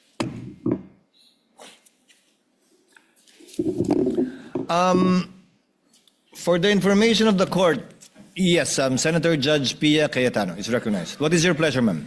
Mr. Presiding Officer, I'll just make a short manifestation because The lady may proceed. Alan's written submission might be so long, it might just be easier for me to make my own manifestation. Para tumawa naman kayo, guys. Sobrang seryoso natin. But it is a serious topic.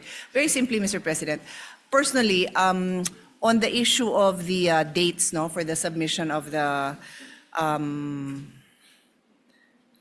what was it, 2007? Goes back as 2007 to 2026. And the term of the Vice President in question is 2022, 2022 to 2026. My humble position is, and I'm cognizant of the case that was cited by the prosecution. I also found that my own research, the presiding officer used it in the justification of the decision, says that you go back to set that baseline. I understand that. Madali naman siyang intindihan. Ang sa akin lang naman, in the interest also of considering the rights of the person under trial, we could have considered starting at 2022, and if there's more than, kung dun pa lang, it already shows that unexplained from 22 to 2026, there may be no reason to go back and at least respect that part of the record. So yun lang naman ang sa akin. Kasi hindi naman mahirap na tingnan yung 2022 to 2026. O hindi mo makita yung baseline pero may trend. Then dun, saka tayo pupunta doon. Diba? That's our way of showing respect also for the persons who are brought here to trial. But anyway, we submit to the ruling. I just wanted to explain that that could have been a middle ground, Mr. Presiding Officer. Thank you. Noted and well taken, Senator Judge Pia Cayetano. Chair would now like to take up some administrative matters.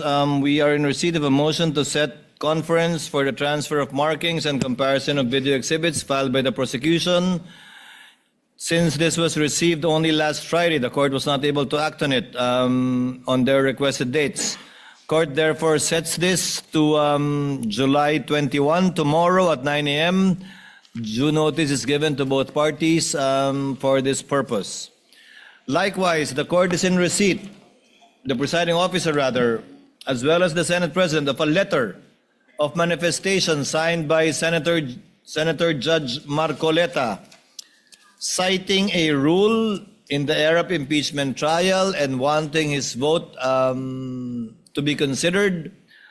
Chair, the presiding officer in this court will not act on it at this time, but instead, since we will be resuming next week, we'll be referring this matter to the Senate as a legislative body, given that it's the Senate that will be amending the rules to allow participation through a vote. Because apparently, as pointed out by Senator Judge Marcoleta, during the Estrada impeachment trial, a rule was adopted, which we are confirming, that allows the Senate President to provide a mechanism by which a senator who cannot vote under any unavoidable circumstances to cast his vote on any matter. But since this impinges upon the rules of the impeachment court, this matter should properly be taken up by the Senate as a legislative body.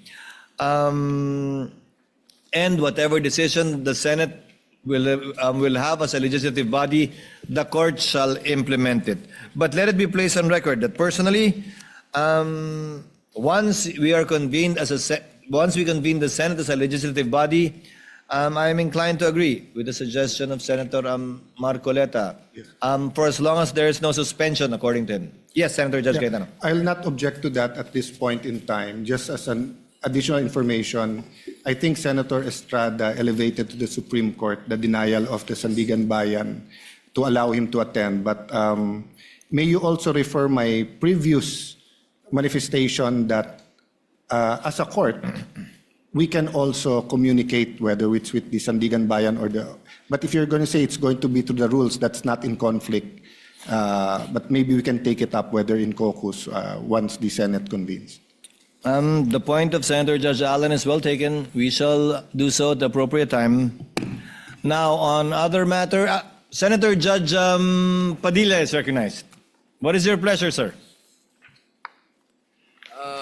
Mahal na tagapamahalang hukom, patungkol po doon sa nangyaring ruling, nais ko lang po sanang magmanifesto. The gentleman may proceed. Ginoong tagapangulo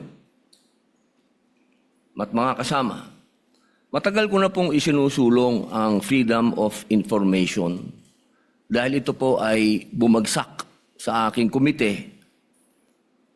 Ito po ay tunay na kailangan natin sapagkat dito po talaga natin mapapatunayan yung sinasabi nating public trust.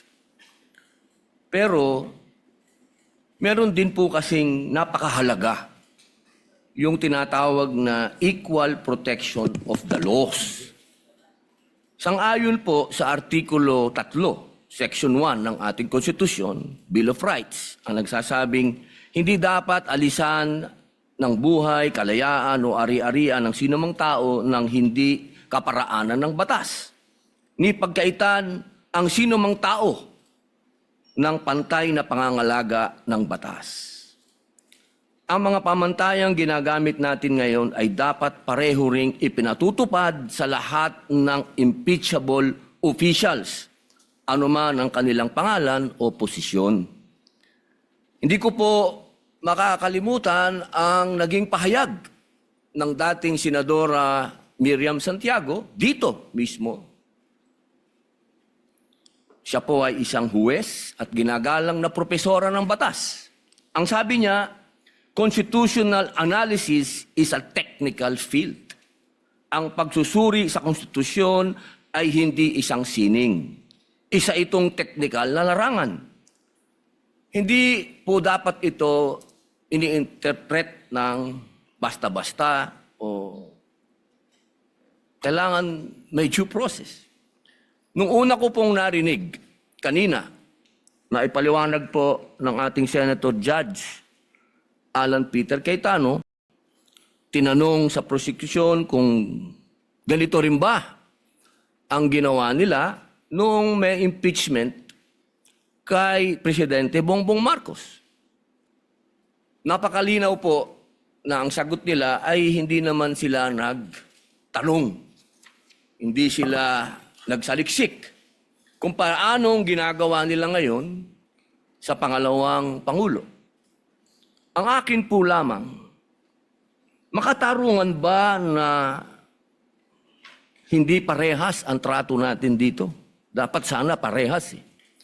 Kaya po, ang hinihiling ko sa atin, total naman, lahat naman kayo ay sumang-ayon na sa Freedom of Information Bill ko.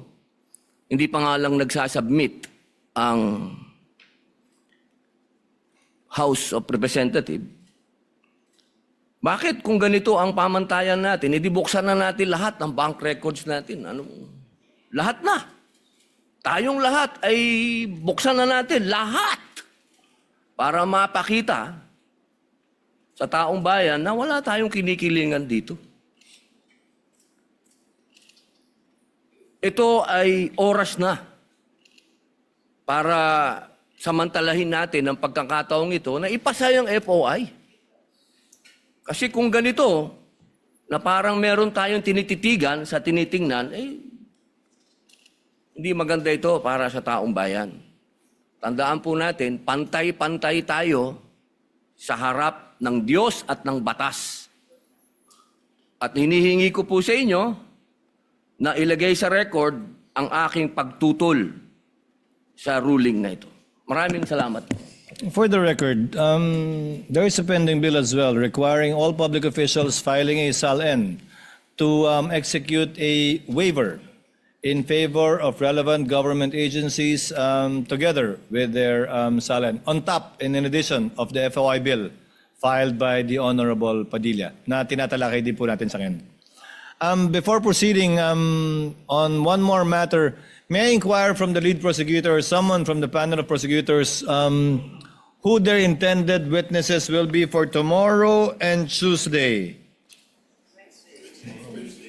Sorry, tomorrow and Wednesday. Forgive me.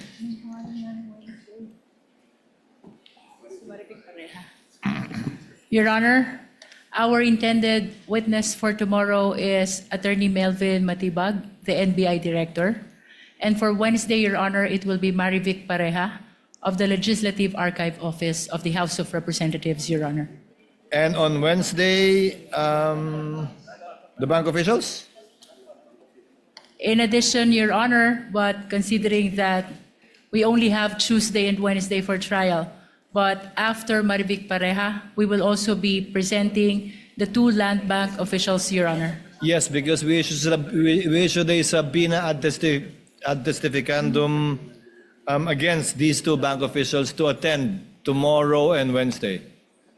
Yes, Your Honor.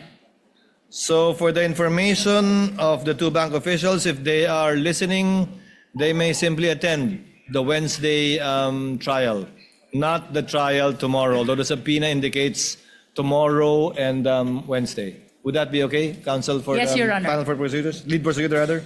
Yes? So Attorney Melvin Matibag tomorrow, and if at all, Ms. Marivic Pareja and Ms. Marivic Pareja and the two bank officials on Wednesday. Counsel for the respondent, ma'am? Good afternoon, Your What Honor. is your pleasure, ma'am? May I be recognized, Your Honor? Yes, ma'am. This is regarding what matter, ma'am? Just two administrative matters, Your Honor. The Please, first ma'am. one with respect to the motion to set conference for the transfer of marking and comparison of video exhibits. We would also like to request that the respondent be allowed to also mark additional documents at the appointed time tomorrow. In effect, we're asking Also at the 9 same o'clock. latitude. Yes, Your Honor. In fact, some of the documents that we intend to mark tomorrow would be also our copies of some of the listed items in this motion, Your Honor. Of And- course, that motion already made by counsel for respondent is hereby granted. The respondent, in similar fashion to the prosecutor, may also mark Thank you, Your Honor. or change the markings or mark any pieces of evidence they wish to do so in order to facilitate the trial. So ordered. Yes, thank you, Your Honor. And just to place on record the additional marking of evidence and whatever transfer of markings that the prosecution will do tomorrow is without prejudice to Section 3, Administrative Matter Number 2026-001 of this impeachment court with respect to the guidelines for the conduct of the pretrial conference, which explicitly states that the marking is without prejudice to any questions on admissibility, relevance, etc., Your Honor. That is the understanding, counsel, yes. And the second The matter, chair Your confirms that. Second matter, Your Honor, with respect to the earlier ruling given by this court on the two requests for subpoena, Your Honor, defense requests for certified true copy of that ruling, Your Honor. Thank you. Chair will address that. It will be included in the journal. However, the journal will have to await the manifestations to be submitted by any senator judge who may agree or disagree with the ruling. So we might not be able to approve the journal tomorrow, although we will do as best as we can. But as soon as the journal is approved, we shall make it available. But the TSN can be made available perhaps by tomorrow. Thank you, Your Honor. That's all, Your Honor. Your Honor, may I make a short manifestation with regards to the order of presentation, Your Honor, earlier mentioned by the prosecution? Of witnesses? Yes, Your Honor. Subject to the limitation mentioned by Senator Judge Allen the other week, if you remember. Yes, Your Counsel, Honor, I understand. the lady may proceed. We are maintaining the presentation of NBI Director tomorrow, that is Tuesday, July 21. And then following the NBI Director, Your Honor, will be the two land bank managers in the person of Violeta San Constantino of Shaw Branch Manager and Denita Camposano of DepEd Branch Manager. As to the presentation of the Legislative Archive Officer, we will be determining the appropriate time when to present her, Your Honor.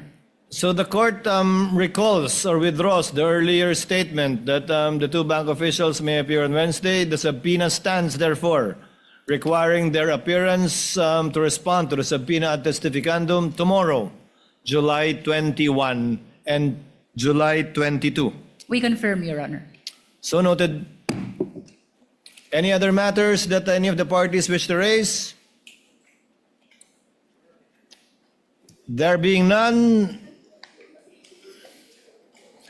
since we did not have a break, trial is hereby adjourned until July 21, Tuesday at 2 p.m.